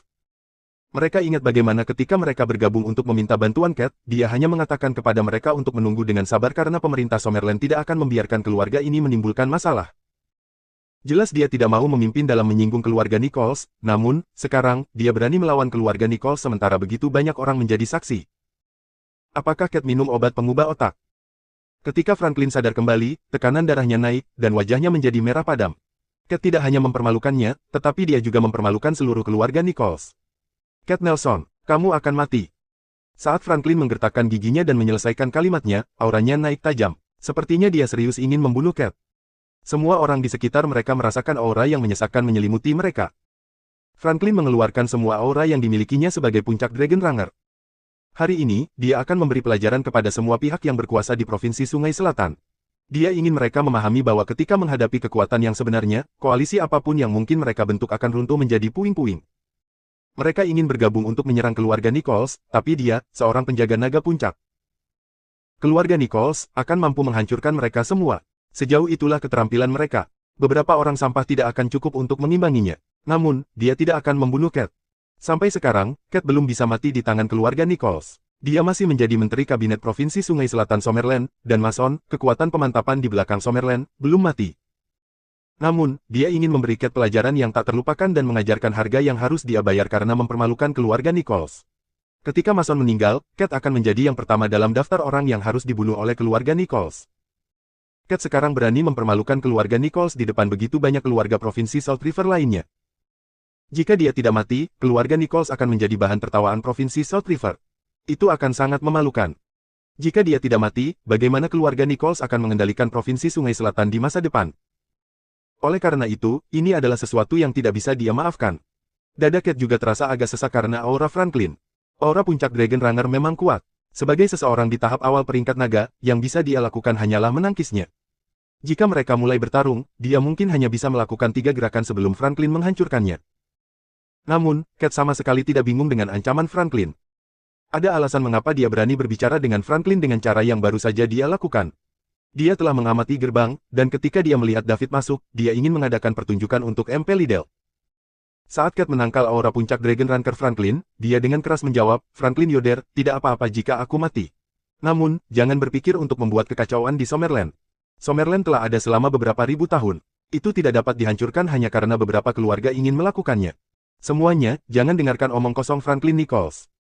Summerland baik-baik saja, bahkan jika Tuan Tua Stephanie tidak bersama kita lagi, akan ada orang lain yang menggantikannya. Cat Nelson, saya benar-benar mulai berpikir Anda memiliki keinginan mati. Bab 588. Saat semua orang merasa sesak napas, suara yang terdengar malas terdengar. Tunggu, siapa yang ingin mati? Mengapa saya merasa seperti keluarga Nichols yang memilikinya satu? Semua orang merasakan tekanan menghilang dari tubuh mereka segera setelah itu, dan mereka semua menoleh ke arah sumber suara. Mereka menyaksikan seorang pemuda terhormat yang tampaknya berusia 20-an berjalan mendekat. Betapa sombongnya, betapa tak terkendali, betapa tidak masuk akal. 3 pemuda di belakang Franklin berteriak pada saat yang sama ketika mereka melompat keluar untuk menuding David. Ketiganya adalah pemain terbaik dari generasi mereka di keluarga Nichols. Selain itu, mereka juga merupakan pesaing kuat untuk menjadi pewaris pertama keluarga Nichols. Sampai saat ini, posisi pewaris pertama keluarga Nichols masih kosong. Jika ada yang ingin mengisi posisi ini, mereka harus mencapai terobosan. Mereka harus melakukan lompatan dari peringkat naga setengah langkah ke peringkat naga. Jika tidak ada yang berhasil mencapai terobosan, mereka harus mengabdikan diri sepenuhnya untuk keluarga mereka. Karena itu, mereka semua mencoba untuk pamer dan mendapatkan pujian tambahan untuk diri mereka sendiri. Ketika kepala keluarga Nichols, Franklin, berbicara, mereka tidak berani menyela. Sekarang seorang anak muda acak yang muncul entah dari mana berani berbicara dengan Franklin dengan cara ini, tidak mungkin mereka melepaskan kesempatan ini untuk mendapatkan kredit tambahan. Dari mana kamu mendapatkan keberanian untuk berbicara dengan kepala keluarga Nicole seperti ini? Apakah Anda memiliki keinginan mati? Katakan padaku, bagaimana caramu ingin mati? Aku bisa mewujudkannya untukmu. Belum terlambat bagimu untuk mengakhiri hidupmu sendiri sekarang.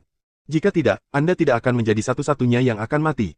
Bahkan anggota keluargamu akan terseret ke dalam masalah ini, dan hukuman kolektif untuk semua kerabatmu akan dibagikan. David mengabaikan orang-orang ini, mereka belum memiliki hak untuk berbicara dengannya. Terus terang, David bahkan tidak berpikir bahwa Franklin, kepala keluarga Nichols, juga berhak berbicara dengannya. Apakah Anda berbicara atas nama keluarga Nichols, atau untuk diri Anda sendiri? Tanya David sambil menatap Franklin. Ketika tiga calon ahli waris keluarga Nichols menyadari bahwa David mengabaikan mereka, mereka segera mengambil tindakan dan berlari ke arah David. Mereka semua mencoba menjebak David sebelum kepala rumah tangga mereka harus menyingkirkannya.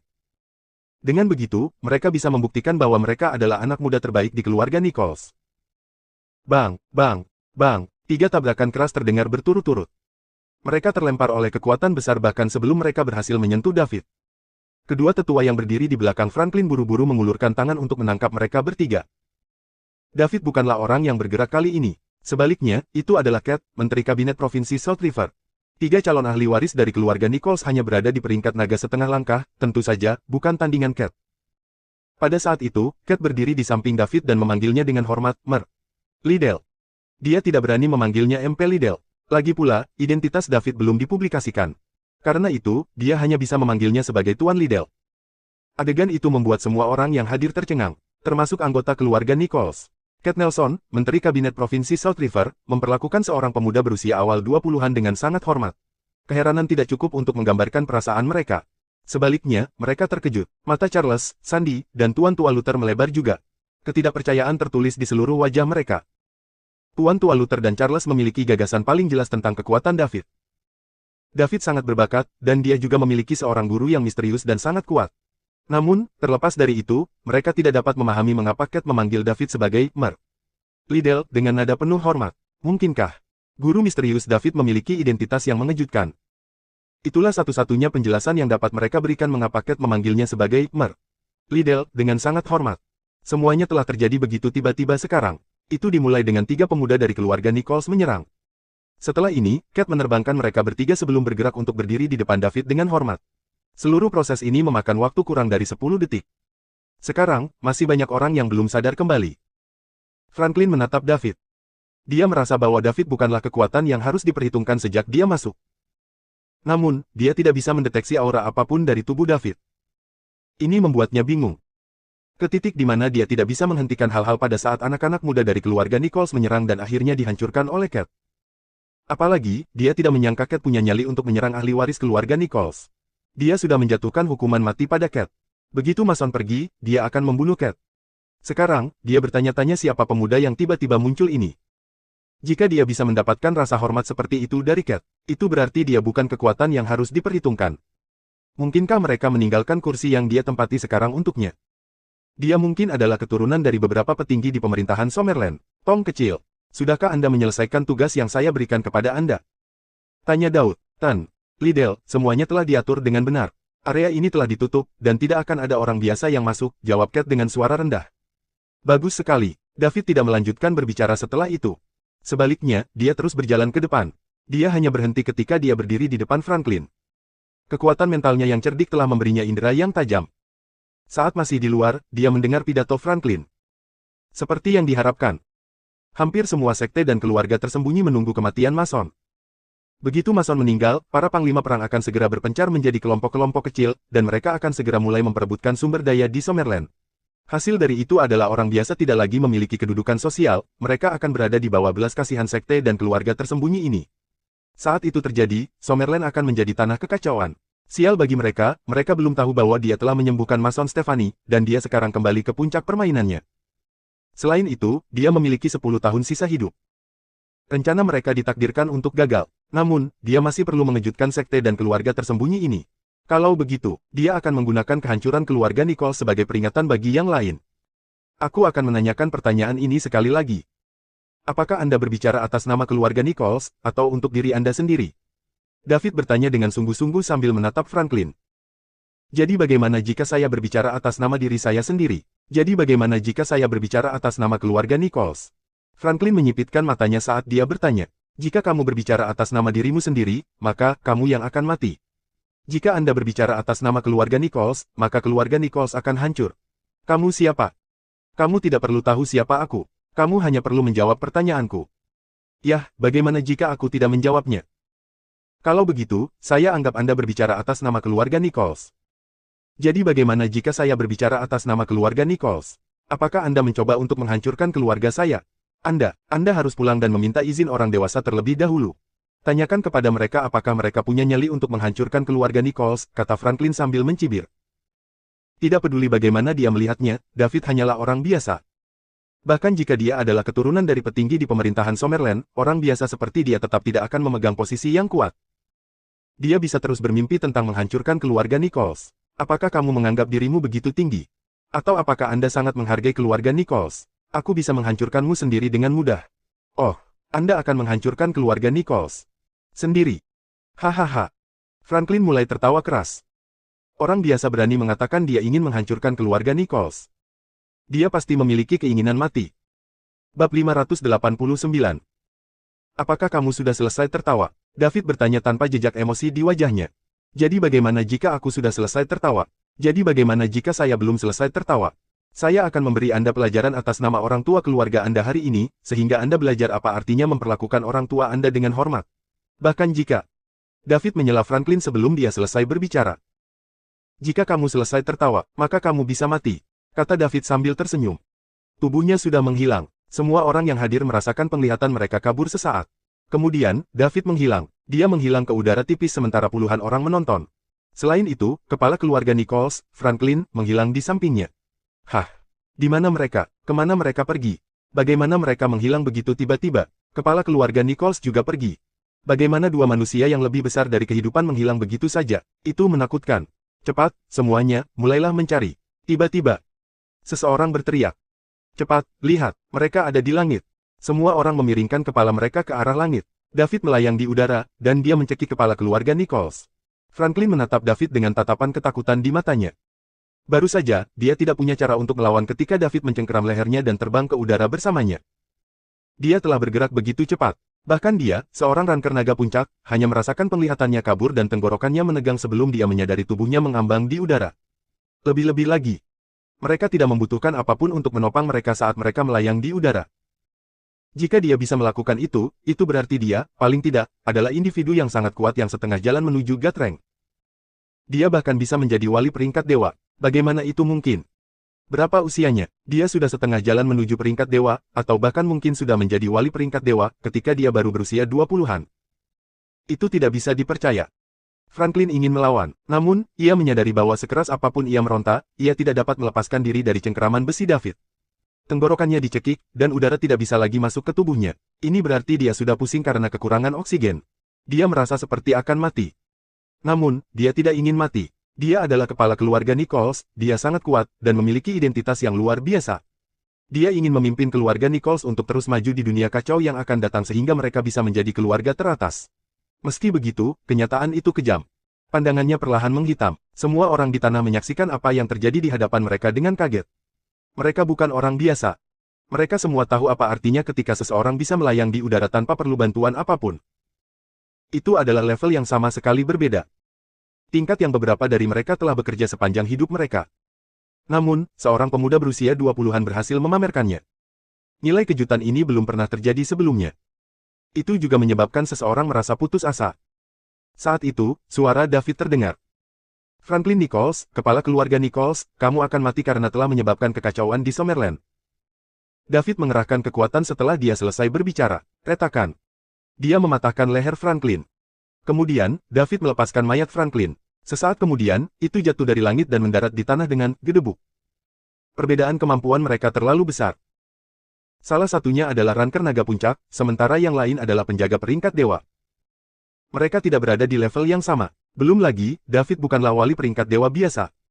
Bahkan jika dibandingkan dengan penjaga peringkat dewa lainnya, dia masih orang yang luar biasa kuat.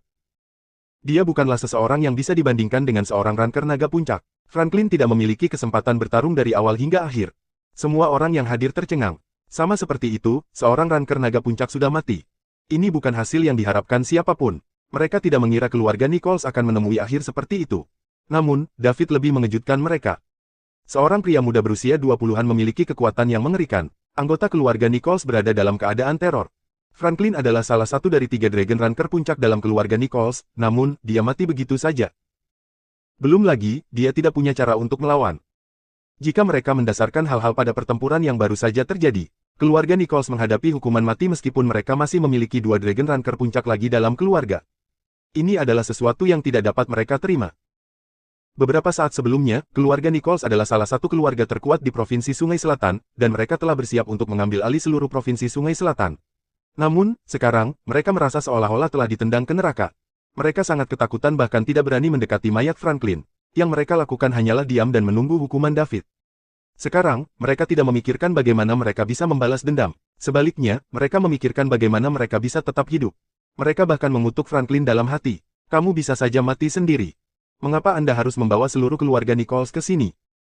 Jika dia mengatakan dia berbicara hanya atas nama dirinya sendiri, maka dia akan menjadi satu-satunya yang harus mati.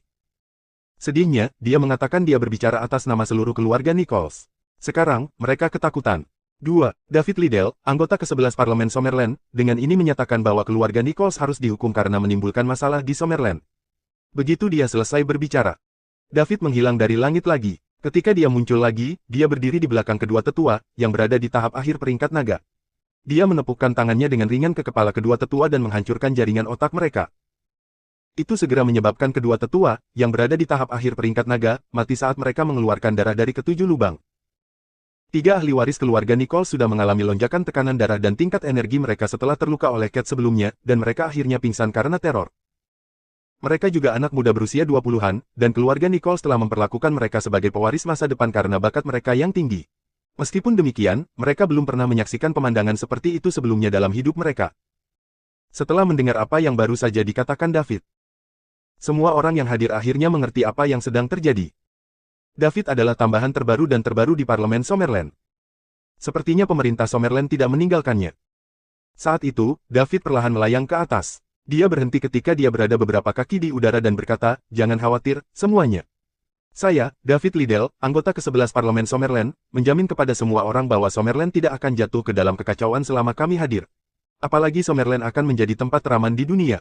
Insiden hari ini dengan keluarga Nichols berfungsi sebagai peringatan bagi sekte dan keluarga tersembunyi di Summerland.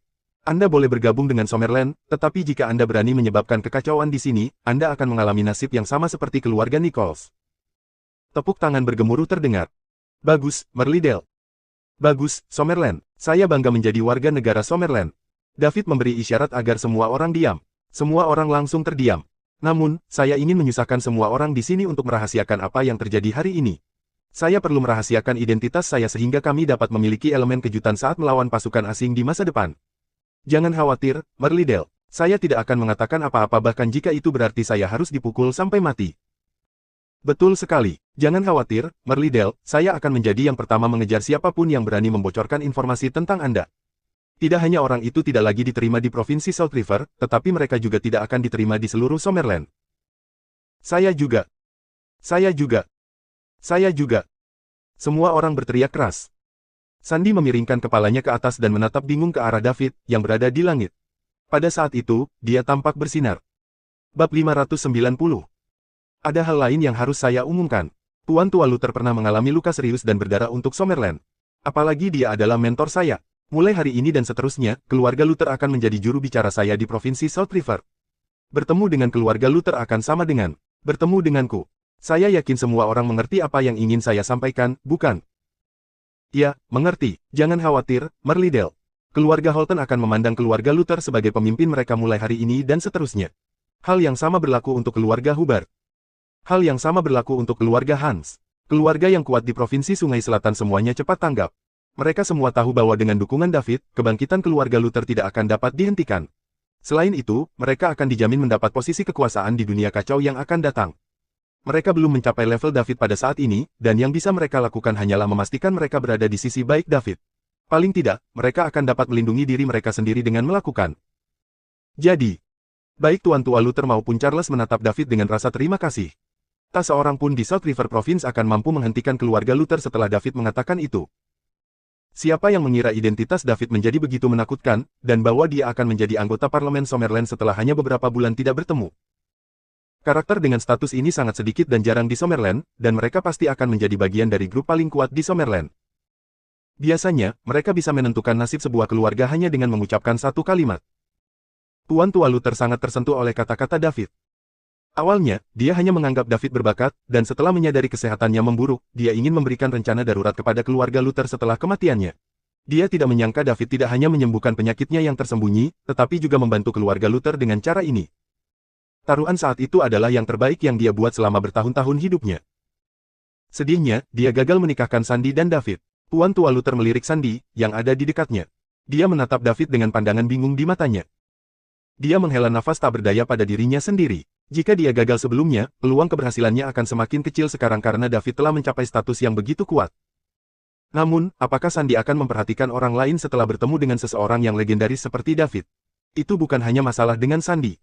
Saat ini, bahkan dia mendapati dirinya tidak menyetujui anak-anak muda yang paling menonjol dari keluarga kuat Provinsi Sungai Selatan jika dibandingkan dengan David.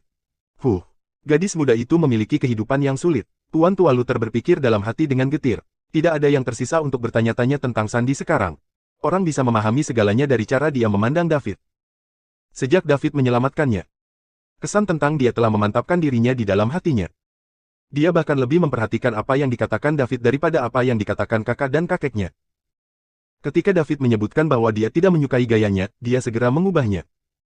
Ketika David mengatakan dia tidak setuju dengan kebiasaan clubbingnya dan ingin dia fokus pada pendidikannya, dia segera melakukan apa yang dia katakan. Perlu dicatat bahwa dia sama sekali tidak memperhatikan saudara laki-laki dan kakeknya meskipun mereka mengatakan hal yang sama berkali-kali. Meski begitu, satu kalimat dari David berhasil mengubah dirinya sepenuhnya, hingga dia tampak seperti orang yang sama sekali baru. Kali ini, David muncul lagi di saat-saat paling mengerikannya. Dia tidak hanya membantu menyembuhkan penyakit kakeknya, tetapi dia juga membantu menyelesaikan masalah keluarga Luther. Pada saat ini, perasaan Sandy terhadap David bahkan lebih mendalam, gigih, dan bertekad daripada perasaan Celia terhadapnya di masa lalu. Upaya Celia terbayar setelah beberapa tahun kegigihan. Namun, tidak ada yang tahu berapa lama lagi Sandy harus bertahan. Mungkin saja itu akan memakan waktu selamanya. Tom kecil, panggil para pria untuk menemaniku ke rumah Nichols. Saya ingin semua sekte dan keluarga tersembunyi di Summerland tahu bahwa mereka akan dieksekusi jika mereka berani menyebabkan kekacauan di Summerland. David berkata dengan dominan saat dia melayang di udara dan menatap ke kejauhan. Pada saat itu, dia bersinar sangat terang sehingga dia terlihat seperti dewa yang turun dari surga. Ya, Tuan, anggota parlemen Liddell. Cat menjawab, matanya berbinar. Dia tahu, sejak saat itu, dia adalah salah satu anak buah Dayid sekarang. Ketika dia mengamati kekuatan dan bakat yang diperlihatkan David, dia tahu bahwa David akan menjadi pengaruh besar dalam dekade mendatang. Dia akan membawa cahaya ke era yang mulia ini. Jika dia mengikuti Daud dengan cermat, dia juga akan mampu membuat nama untuk dirinya sendiri di era yang gemilang ini. Kami akan mengikuti dan mendukungmu juga, Merlidel. Bab 591. Ya, kami akan pergi juga. David membawa anggota keluarga kuat Provinsi Sungai Selatan bersamanya ke kediaman keluarga Nichols. Saat ini, keluarga Nichols belum sepenuhnya muncul kembali. Franklin, kepala keluarga Nichols, hanya membawa orang-orang ini bersamanya untuk menggali prospek baru. Franklin dan dua tetua keluarga Nichols adalah petarung terkuat mereka. Sekarang setelah mereka mati, kekacauan meletus di keluarga Nichols. David menyerang anggota keluarga Nichols yang tersisa yang merupakan master di peringkat naga, dan dengan melakukan itu pada dasarnya mengalahkan semua orang yang telah dikirim oleh keluarga Nichols. Semua anggota yang tersisa ditangkap, dan Cat mengirim mereka ke penjara Provinsi Sungai Selatan. Masalah yang perlu diurus di Provinsi Sungai Selatan semuanya dihilangkan setelah keluarga Nichols dikalahkan. Sementara itu, keluarga Greg bahkan tidak perlu menunggu David mengeluarkan perintah sebelum keluarga kuat Provinsi South River bergabung untuk menghancurkan mereka. Karena mereka berani bekerja dengan keluarga Nichols untuk menimbulkan masalah di Summerland, tidak ada hasil baik yang menunggu mereka. Namun, masalah dengan keluarga Nichols telah membantu David memahami situasi Summerland sekarang. Dia menemukan keluarga tersembunyi itu lemah karena dia melihat mereka dari posisi yang sangat berkuasa. Dia terlalu kuat untuk mereka. Namun, kekuatan keluarga Nichols terlihat saat dia membandingkannya dengan keluarga di Provinsi South River. Provinsi Sungai Selatan adalah tempat yang sangat besar, tetapi di permukaan, mereka hanya memiliki Cat sebagai satu-satunya master mereka di peringkat naga sementara itu, keluarga lain memiliki, paling banyak, peringkat naga setengah langka atau peringkat harimau puncak sebagai petarung terkuat mereka. Bagaimana dengan keluarga Nichols? Mereka memiliki 3 Dragon Ranker puncak. Selain itu, mereka memiliki banyak Dragon Ranker biasa. Tidak ada gunanya membandingkan keduanya. Jika mereka tidak diintimidasi oleh Summerland, mengambil alih Provinsi Sungai Selatan tidak akan menimbulkan kesulitan bagi keluarga Nichols. Namun, keluarga Nichols hanya bisa digolongkan biasa-biasa saja di antara sekte dan keluarga tersembunyi. Itu bisa dilihat dari fakta bahwa mereka telah memilih Provinsi Sungai Selatan sebagai target mereka. Ini karena Provinsi Sungai Selatan berada di paruh kedua dari 66 provinsi Summerland. Sekte dan keluarga tersembunyi yang berada di puncak permainan mereka akan memilih untuk menargetkan ibu kota, Springfield, atau provinsi berpangkat tinggi lainnya. Semakin tinggi peringkat provinsi, semakin banyak sumber daya yang dimilikinya, dan dengan demikian, semakin besar manfaat yang akan dibawanya ke sekte dan keluarga tersembunyi setelah mereka menguasainya. Pada saat itu, mungkin ada sekte dan keluarga tersembunyi yang keluar dari persembunyian di semua provinsi utama Summerland. Namun, pemerintah Summerland masih bisa menghalangi mereka karena Mason belum meninggal. Dengan demikian, situasi masih terkendali. Meski begitu, hal-hal mungkin tidak akan terkendali lebih lama lagi. Ketika semua orang keluar dari persembunyiannya. Saat itulah kekacauan sejati meletus di Summerland. Apa yang terjadi dengan keluarga Nichols kali ini bisa menjadi peringatan bagi keluarga dan sekte yang tersembunyi ini, tetapi itu tidak akan banyak membantu. Ini karena keluarga Nichols belum cukup kuat. Selain itu, Tuan Tua Stephanie ingin merahasiakan fakta bahwa dia telah menemukan kembali sehingga mereka dapat melancarkan serangan yang lebih kuat terhadap pasukan asing. Apa yang dikatakan Franklin tidak salah. Memang benar bahwa pemerintah Summerland akan memasuki era kekacauan baik di dalam negeri maupun di luar negeri. Kalau begitu, karena Tuan Tua Stephanie sedang mencari cara untuk menghadapi pasukan asing. Dia, David Liddell, akan menjadi orang yang mengintimidasi keluarga dan sekte tersembunyi di dalam negeri. Dia akan segera mengatur pertemuan dengan Mason. Lagi pula, pemerintah Summerland masih memiliki tim naga, kan? Rumor mengatakan bahwa semua anggota tim naga adalah peringkat naga puncak. Dia memiliki rencana untuk memimpin tim secara pribadi sehingga mereka dapat bertukar pukulan dengan sekte dan keluarga tersembunyi ini. David tidak berpikir baik tentang orang-orang ini. Kembali ketika mereka dibutuhkan, mereka memilih untuk bersembunyi. Sekarang, mereka keluar dari persembunyian untuk menuai sumber daya yang berlimpah. Apakah benar-benar ada peluang luar biasa dalam hidup? Bab 592. Setelah masalah dengan keluarga Nichols dan Greg diselesaikan, David berbicara dengan Tuan Tua Luther dan Charles sekali lagi. Sekarang setelah dia mengeluarkan pengumuman, keluarga Luther akan menjadi yang terkuat di provinsi South River. Mereka perlu berkonsultasi dengan David tentang bagaimana mereka harus mengendalikan provinsi South River. David pergi setelah semuanya beres. Dia telah memarkir mobilnya tepat di luar mansion. Tuan Tua Luther dan Charles mengantar David ke pintu depan.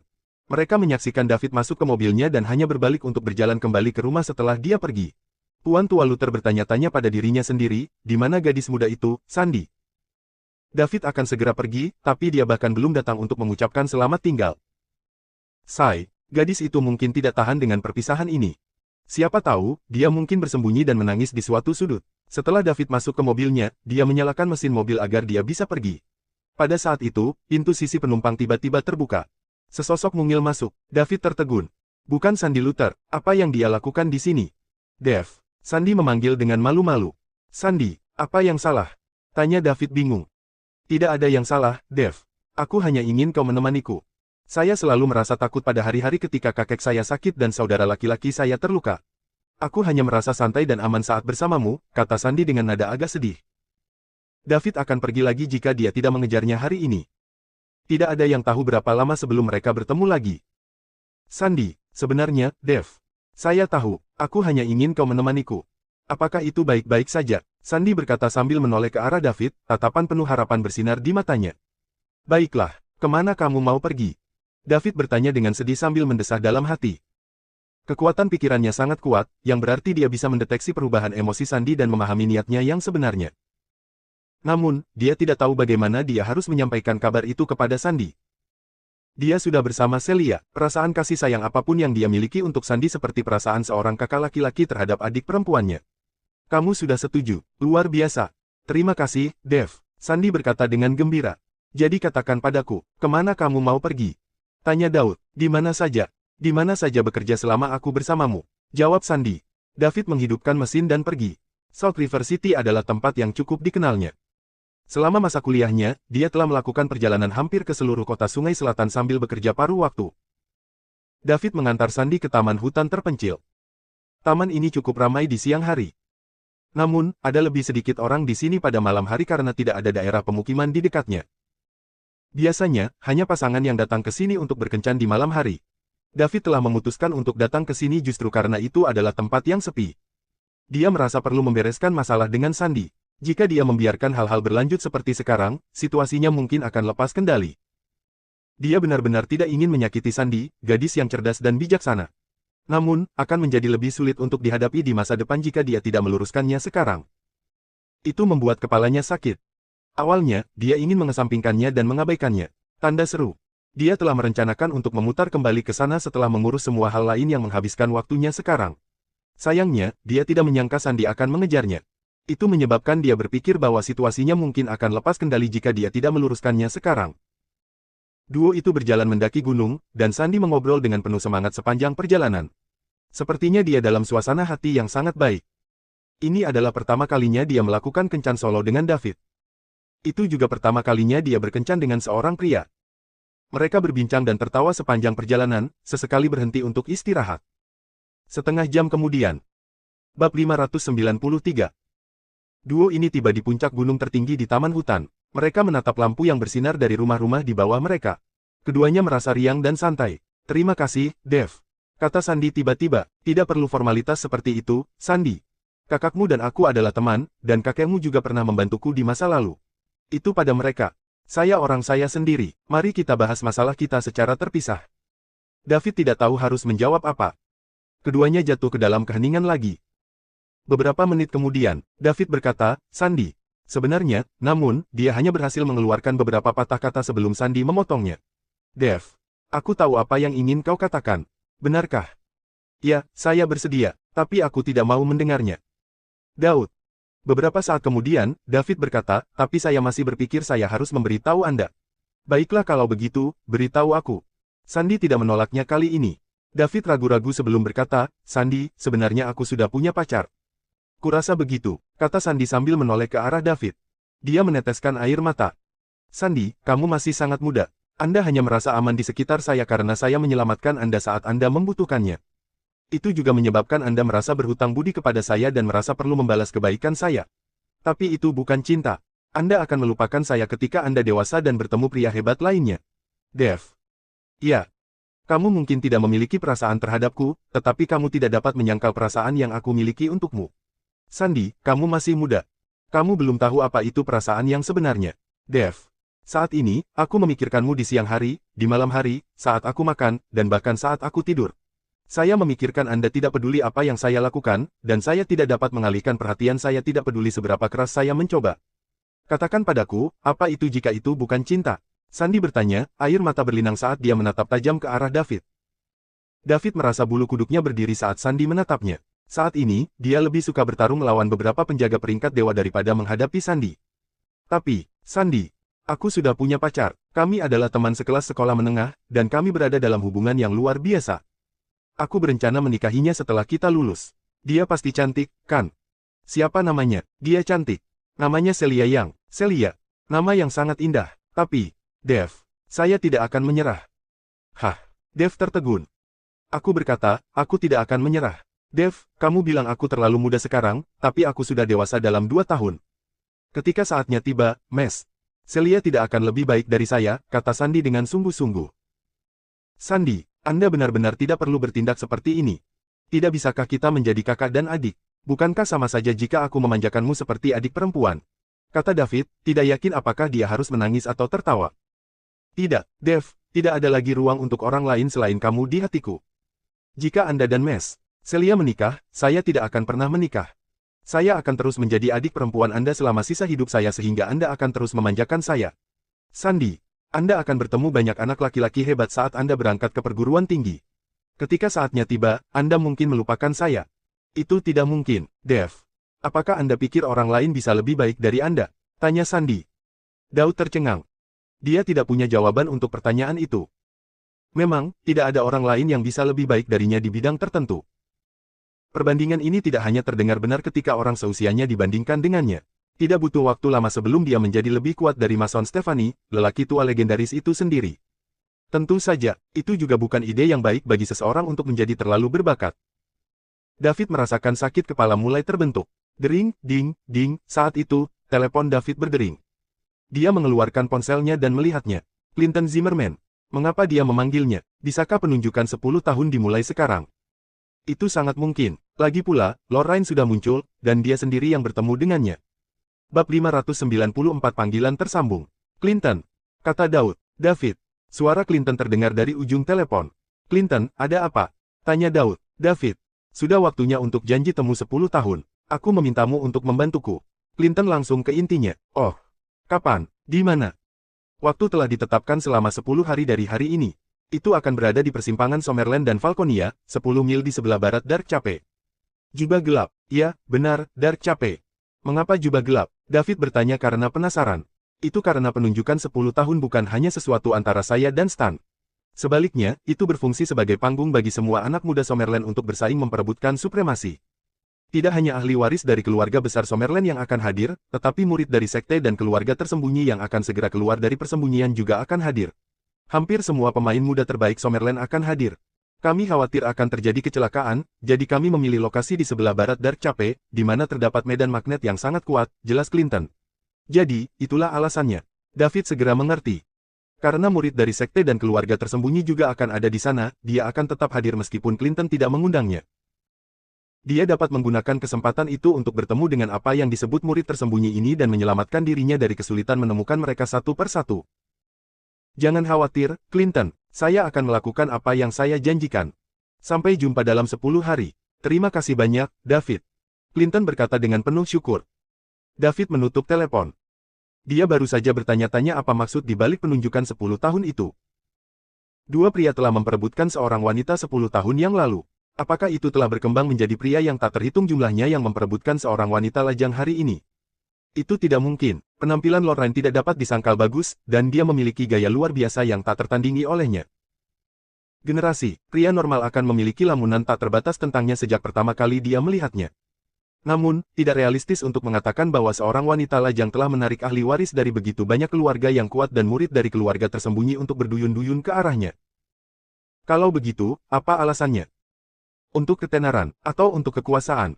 David memikirkannya dengan hati-hati. Jika dia tidak salah, itu mungkin untuk ketenaran.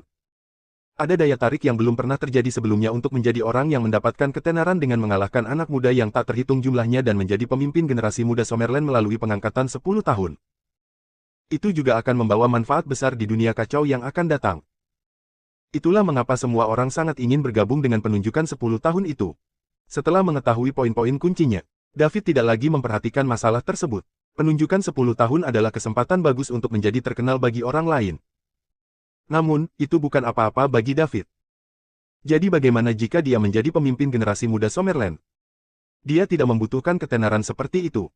Itu terlalu murah baginya. Visinya sudah lama melampaui tujuan seperti itu. Selain itu, kekuatannya tidak lagi memungkinkannya untuk membandingkan dirinya dengan anak-anak muda ini. Dia akan menggertak mereka jika dia melakukannya. Hanya satu jarinya yang cukup untuk menekan apa yang disebut kebanggaan generasi muda ini sedemikian rupa sehingga mereka tidak dapat mengangkat kepala. Namun, dia tetap harus menghadiri acara tersebut. Ketika saatnya tiba, dia hanya akan pergi dan membantu Clinton dan memastikan dia membalas kebaikannya. Adapun sisanya, dia akan melupakannya. Tidak perlu baginya untuk menonjol di antara orang-orang ini. Ayo pergi, Sandy. Aku akan mengantarmu pulang, kata Daud. Dev, bisakah kamu menemaniku sebentar lagi? Ayo duduk di sana. Sandy mengambil beberapa langkah ke depan setelah selesai berbicara dan duduk di bangku batu. David tidak punya pilihan selain mengikuti Sandy dan duduk di sampingnya. Sandy, saya berteman baik dengan saudara laki-laki Anda, dan kakek Anda telah banyak membantu saya. Aku benar-benar tidak ingin menyakitimu, kata David setelah dia duduk. Aku tahu, Daud, tidak perlu bagi Anda untuk merasa bersalah. Anda juga tidak perlu merasa tertekan. Kamu benar. Aku masih muda sekarang, mungkin aku tidak akan menyukaimu lagi dalam 2 tahun. Aku sangat lega kau berpikir seperti itu, Sandy, kata Daud. Dia menghela nafas lega pada saat yang sama. Dia khawatir emosi gadis itu akan lepas kendali. Bab 595. Dev, aku punya pertanyaan untukmu. Tanya. Selain cinta yang lebih tua, seperti saudara yang kamu miliki untukku, apakah kamu merasakan sedikit pun perasaan lain untukku? Tatap mataku dan jawab aku dengan jujur. Jangan bohong, Sandy berkata sambil berbalik untuk melihat David. Daud tertegun. Dia tidak mengira Sandy akan mengajukan pertanyaan seperti itu. Pada saat itu, dia tidak tahu bagaimana dia harus menjawabnya. Apakah dia benar-benar tidak memiliki perasaan lain terhadap Sandy? Itu mungkin bukan masalahnya. David bisa melihat petunjuk tentang Celia di Sandy. Keras kepala. Bertekad. Memahami, sulit untuk mengubah pikiran mereka setelah mereka memutuskan sesuatu. Selain itu, mereka tidak lengket. TTC. Anda bisa mengunjunginya saat Anda bebas. Dia juga tidak akan mengganggu Anda ketika Anda sedang sibuk. Apakah ada orang yang tidak menyukai wanita seperti itu? Selain itu, Sandy pernah menjadi anak nakal Salt River City. Sebagai putri dari keluarga Luther, dia bisa melakukan apapun yang dia inginkan di Salt River City. Tidak ada yang berani mengatakan apa-apa, bahkan ketika dia bolos sekolah untuk waktu yang lama dan pergi ke klub. Namun, Sandy berubah total hanya karena apa yang dikatakan David. Kata-kata David bahkan lebih efektif daripada omelan Charles dan Tuan Tua Luther. Jika David mengatakan dia tidak merasakan sedikit pun perasaan lain, dia akan berbohong. Meski begitu, apa yang bisa dia lakukan? Dia sudah bersama Celia. Hubungannya dengan Celia sudah dimulai, dan tidak mungkin dia mengkhianatinya. Karena belum ada yang terjadi antara dia dan Sandy, dia harus menghentikannya sejak awal. Tatapan David berubah-ubah. Dia tidak berani menatap mata Sandy. David memiliki sedikit pengalaman dalam menangani hubungan, dan dia tidak tahu apa yang harus dilakukan dalam situasi seperti ini.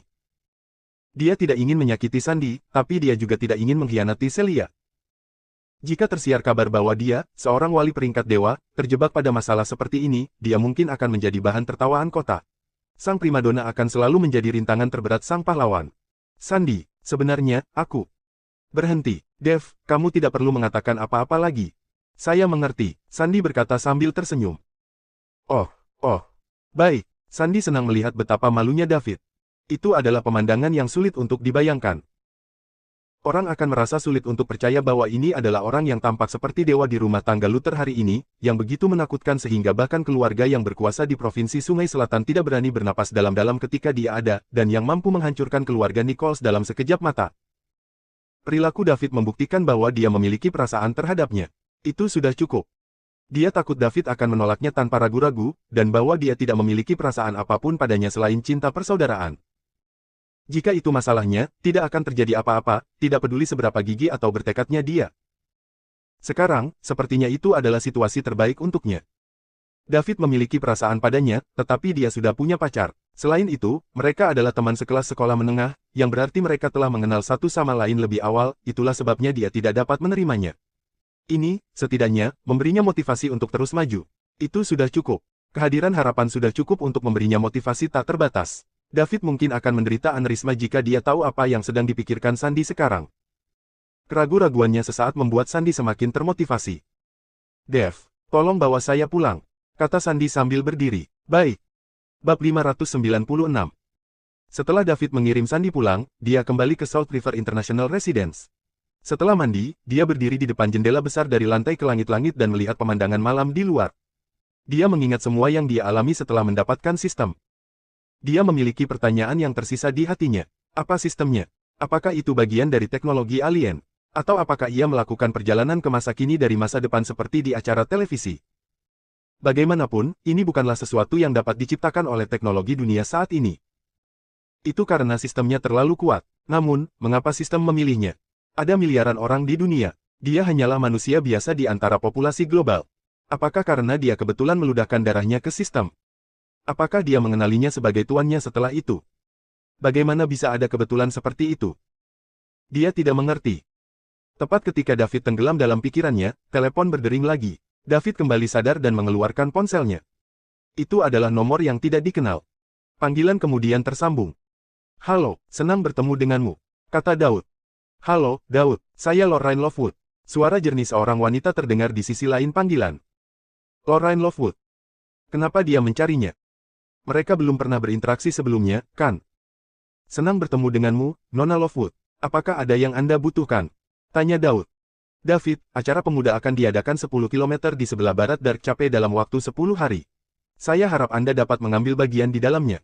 Ahli waris dari semua keluarga terkemuka di Summerland akan berpartisipasi dalam acara tersebut. Keturunan yang tersembunyi akan bergabung juga. Ini adalah acara skala terbesar hingga saat ini. Ini adalah kesempatan terbaik bagi Anda untuk menunjukkan kemampuan Anda juga, kata Lorraine. Dalam waktu 10 hari. 10 km barat Dark Chapel. Bukankah ini janji 10 tahun? Mengapa Lorraine Lovewood mengundangnya ke acara tersebut? Nona Lovewood, ini seharusnya tidak ada hubungannya denganku, kan? Tanya Daud. David, fakta bahwa kamu bisa muncul di kediaman Tuan Tua Stefani dan berani menyerang keluarga Gooding membuktikan bahwa kamu bukan orang biasa. Anda harus menyadari bahwa akan sangat berguna bagi seseorang untuk menyandang gelar pemuda terkuat di Summerland sebelum kekacauan tiba. Seperti yang diharapkan. Ini persis seperti yang dia harapkan. Semua orang berjuang untuk mendapatkan gelar pemuda terkuat di Summerland. Sementara itu, Lorraine Lovewood seharusnya hanya menjadi tambahan. Namun, mengapa dia melakukan ini? Apakah dia mencari unit pendukung yang lebih kuat hanya untuk berada di sisi baik pemuda paling kuat di Summerland? Dia bukan dari sekte yang lemah. Dia bisa tahu ini dari kemampuan beberapa orang yang berada di sisinya. Bagaimanapun, itu tidak masalah. Semua ini tidak ada hubungannya dengan dia. Jika dia tidak berjanji pada Clinton untuk membantunya dalam penunjukan 10 tahun, David sama sekali tidak akan tertarik dengan acara tersebut. Tidak peduli seberapa besar pertemuan remaja seperti itu tidak ada bedanya dengan permainan anak-anak di mata David. Dia sudah dewasa, jadi tentu saja dia tidak akan tertarik bermain-main dengan anak-anak. Namun, karena dia harus ada di sana, dia harus menerima undangan itu. Baik, saya akan tiba di sana dalam 10 hari, Miss Lovewood, jawab David. Kalau begitu, aku akan memberimu sambutan yang luar biasa. Lorraine menutup telepon setelah berkata. Dia masih harus memberitahu yang lain dan mengundang mereka ke acara tersebut. Dia mengadakan acara atas nama janji 10 tahun. Lorraine tidak menyangka kata-kata yang baru saja dia ucapkan 10 tahun lalu memiliki dampak yang begitu besar. Karena itu masalahnya, dia akan menggunakan kesempatan ini untuk memperluas skalanya. Dengan melakukan itu, dia bisa memikat semua pemuda Summerland yang cakap. Bab 597. Pemuda terkuat di Summerland dapat dipilih melalui acara ini. Ini akan menjadi kontribusi besar bagi Lorraine juga. Tidak masalah siapa yang akhirnya mendapatkan gelar karena pemenang pada akhirnya akan berutang padanya. Semakin tinggi pencapaian mereka di masa depan, semakin banyak hutang mereka padanya.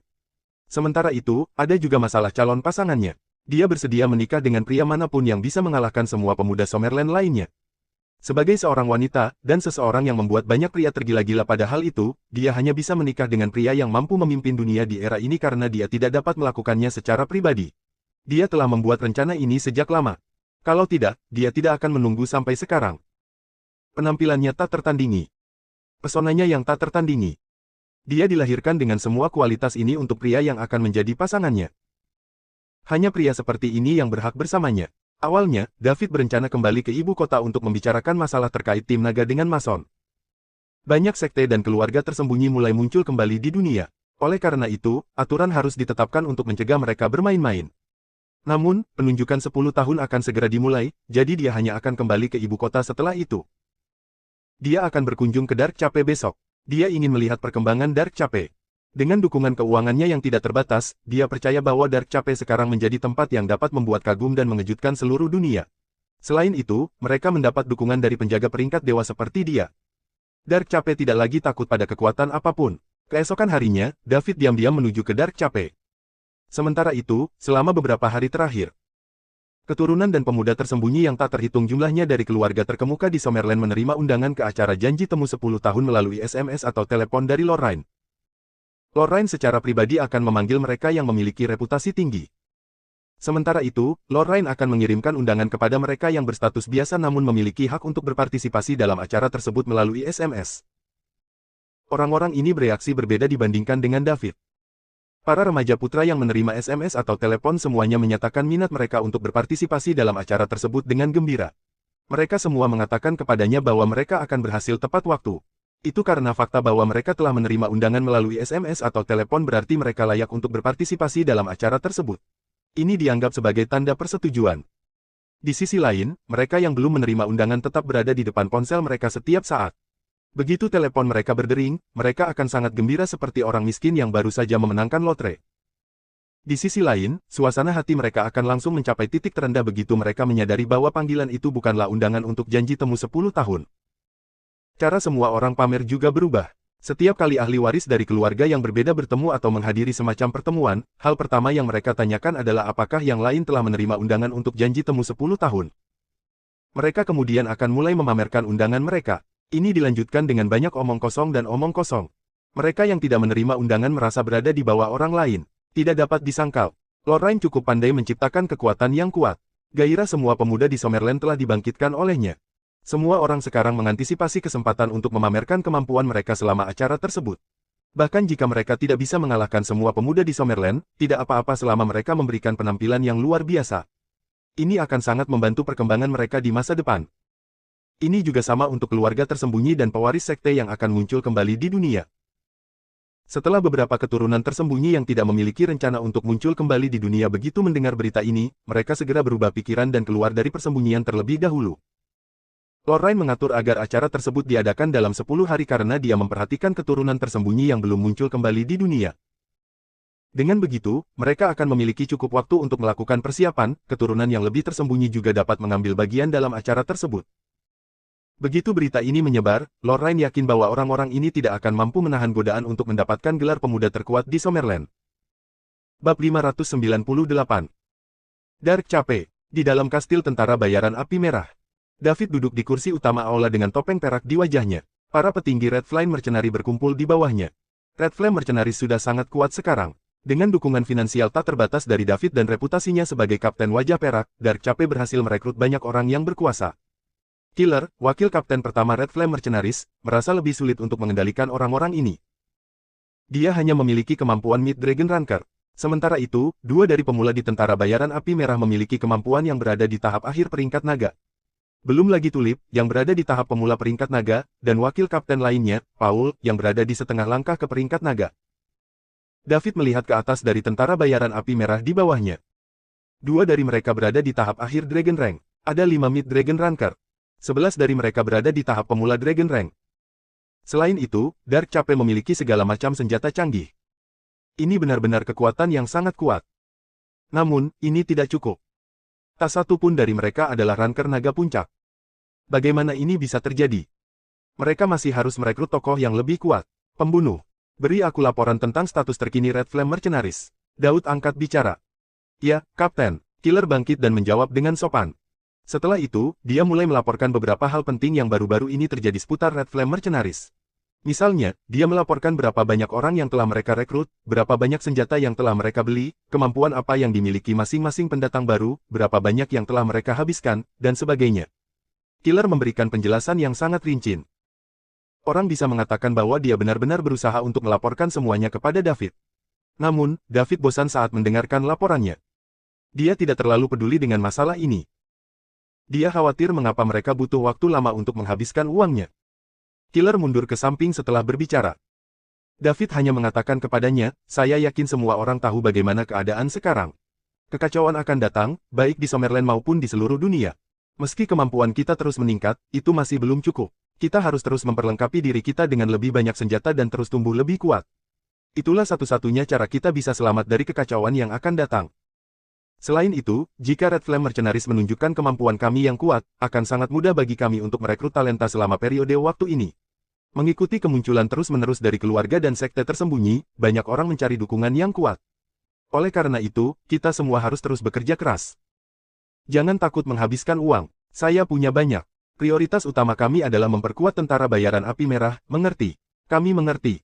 Para petinggi Red Flame Mercenary di dalam aula berteriak serempak. Sangat baik. Selama beberapa hari ke depan, saya akan tinggal di sini di Dark Cape. Lakukan apapun yang perlu Anda lakukan tanpa khawatir. Aku akan mengurus apapun yang terjadi. Anda dapat mengajukan saran apapun sekarang. Saya akan mempertimbangkan apapun yang bermanfaat bagi tentara bayaran api merah. Kemudian, Rory, penasihat militer, berdiri dan berkata, Kapten, ada sesuatu yang ingin saya laporkan. Katakan. Lokasi geografis Dark Cape benar-benar istimewa. Itu terletak di antara dua kerajaan besar Summerland dan Falconia. Kami aman sekarang karena kedua kekaisaran sedang damai saat ini.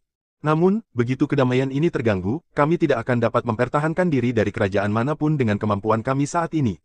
Selain itu, mereka tidak akan ragu untuk mengambil alih wilayah kita begitu ada kesempatan. Lanjutkan, kata David setelah menyeruput teh. Menurut apa yang saya ketahui, kekuatan penstabil Summerland, Mason Stephanie, berada di ambang kematian. Dia tidak akan hidup lebih lama lagi.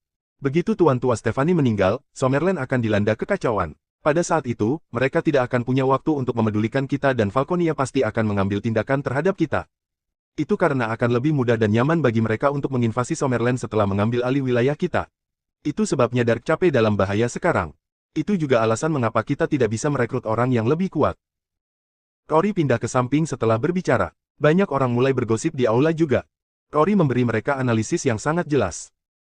Selain itu, dia mendukung pernyataannya dengan logika dan bukti. Segala sesuatu yang dia sebutkan kemungkinan besar akan terjadi. Dua pendatang baru dari tahap akhir peringkat naga merasa agak menyesal saat ini. Bab 599. Mereka berada di tanah kekacauan saat dunia berada di ambang kekacauan. Karena itu, mereka ingin bergabung dengan kekuatan yang lebih kuat untuk bertahan dari kekacauan. Namun, sekarang tampaknya tentara bayaran api merah juga tidak aman. Mereka akan bergabung dengan tentara bayaran teratas, tentara bayaran naga hitam jika mereka tahu tentang ini. Namun, ada terlalu banyak master di Black Dragon Mercenaries. Mereka akan diberi status rendah jika mereka bergabung dengan mereka. Jika mereka pergi ke api merah, mereka akan menjadi yang terkuat selain Kapten Wajah Perak dan karenanya menikmati status tinggi. Namun, apa gunanya status tinggi bagi Anda jika Anda tidak dapat menyelamatkan hidup Anda? Bisakah mereka memiliki status yang lebih tinggi daripada menjadi kapten di Chaos Land? Apa yang harus saya lakukan? Mereka saling memandang, mereka sangat ingin mundur. Namun, mereka masih memiliki Kapten God rank setengah langkah. Kalau tidak, mereka mungkin ingin pergi sekarang. Itu masuk akal. David mengangguk dan berkata. Kemudian, dia bertanya, ada lagi. Salah satu Dragon Ranker tahap akhir bangkit dan berkata, Kapten. Saya pikir Rory benar. Kita dalam bahaya, jadi kusarankan kita meninggalkan Dark Cape untuk saat ini. Pilih tempat yang aman, dan dengan uang yang cukup, kita akan segera membangun kembali suatu wilayah tanpa harus hidup dalam ketakutan terus-menerus. Saya setuju. Dragon Ranker tahap akhir lainnya bergema. Saya setuju. Saya setuju. Saya setuju. Hampir semua pendatang baru lainnya menyetujui saran tersebut. Mereka semua mencari seseorang untuk melindungi hidup mereka. Mereka juga tidak mencoba mengikuti tentara bayaran api merah sampai mati. Namun, tidak ada orang tua tentara bayaran api merah yang mengatakan apa-apa karena mereka semua menunggu David untuk memutuskan. David agak senang dengan itu. Setidaknya veteran Red Flame Mercenaries cukup kohesif. Aku mendengar saranmu, tapi tentara bayaran api merah tidak bergerak menjauh dari Dark Cape. Selain itu, kita tidak akan hidup dalam ketakutan setiap hari. Karena, api merah memilikiku. David selesai dan melepaskan tekanan sombong. Badai tak terlihat mulai bertiup melalui aula. Semua orang merasa seperti perahu di laut yang benar-benar tenggelam. Perasaan mencekik membuat mereka merasakan sesak di dada. Ternyata kematian bisa datang begitu cepat. Apakah ini rasanya mati? Ada ekspresi ngeri di wajah semua orang. Namun, sesaat kemudian, perasaan mencekik itu hilang. Semua orang sadar untuk menemukan pakaian mereka basah oleh keringat. Semua orang memandang David yang duduk di kursi utama dengan mata terkejut. Seberapa kuat?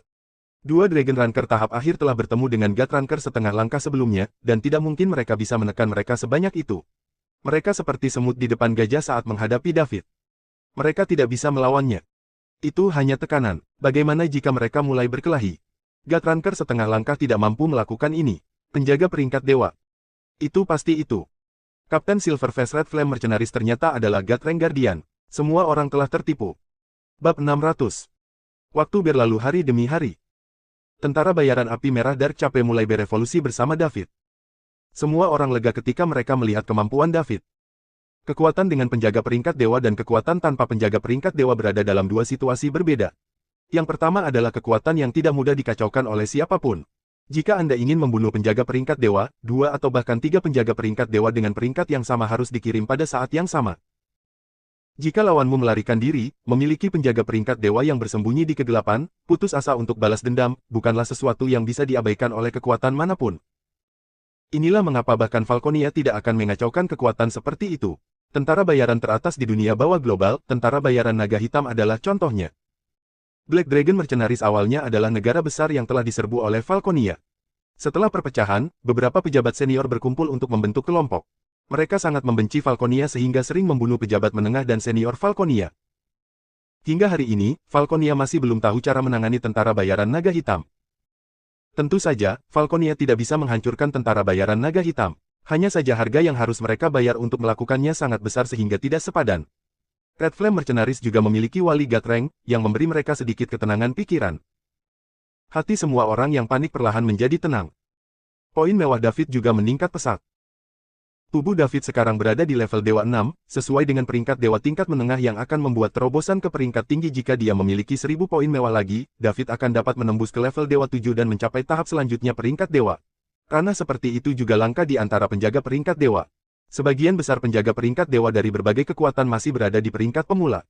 Beberapa dari mereka mencapai peringkat menengah, dan bahkan lebih sedikit lagi yang berpangkat tinggi. Sementara itu, Mason telah mencapai puncak God Rank. Ini membuatnya menjadi jangkar Summerland, mampu menghalangi seluruh dunia. Bahkan jika dia bertarung sendirian melawan 9 penjaga tingkat dewa yang kuat, dia masih bisa mengalahkan mereka. Master Peak God Rank sangat menakutkan. Pada hari ketiga di Dark Cape, poin mewah David melewati 1000. Dia meningkatkan tubuhnya ke level 7, dan ranah yang sesuai mencapai tahap selanjutnya dari peringkat dewa. Jika David mengungkapkan kekuatannya sekarang, dampak yang akan dia bawa kepada orang-orang, termasuk yang disebut sekte dan keluarga tersembunyi, tidak akan pernah terjadi sebelumnya. Seorang ranker dewa peringkat tinggi berusia 22 tahun. Siapapun tidak akan berani percaya bahwa monster seperti itu ada. Masih ada 1 minggu tersisa sampai penunjukan 10 tahun. Menurut tingkat pertumbuhan poin mewah saat ini, tubuh David seharusnya bisa menembus level 9 dewa saat itu. Ini adalah titik kritis dari tahap selanjutnya dari God Rank. Satu langkah lagi melewati ini dan tubuhnya akan mencapai level 10, dan dia akan mencapai God Rank puncak dunia Mason saat ini. Seorang pria dari alam ini sudah menjadi orang terkuat di dunia yang bisa memimpin sebuah kerajaan. David menantikan hari ketika dia akan menjadi tak terkalahkan. Sementara itu, seluruh Summerland mulai kacau balau. Di suatu tempat di Summerland, rotisserie yang terkenal secara lokal. Ada antrean panjang pelanggan yang menunggu ayam bakar. Hanya ada ayam dalam jumlah tertentu setiap hari. Begitu terjual habis, tidak akan ada lagi yang tersedia untuk hari itu. Oleh karena itu, orang mengantri untuk membelinya lebih awal. Itu terutama karena ayam panggang di sini enak dan sudah ada selama beberapa dekade. Namun, saat semua orang sedang mengantri, seorang pria berpakaian sekolah tua memotong antrian. Ini tentu saja menyebabkan ketidakpuasan pelanggan yang mengantri di belakang. Kamu siapa? Apakah kamu tidak tahu untuk menunggu dalam antrean? Orang seperti apa kamu? Ya, Anda seorang pria. Beraninya kamu memotong antrean. Pria itu mengabaikan mereka dan berdiri di depan, menunggu ayam panggangnya. Pada saat ini, seorang pria jangkung di belakang barisan berjalan ke depan dan menangkap pria yang telah memotong barisan. Apakah kamu tidak tahu bahwa ada antrean? Cek kamu. Pria yang memotong garis berteriak dan meninju pria jangkung itu. Dia memukul pria seberat 200 pon itu dengan sangat keras sehingga pria itu terbang beberapa meter ke belakang. Dia pingsan tepat setelah dia menyentuh tanah. Pembunuhan. Pembunuhan. Bersambung.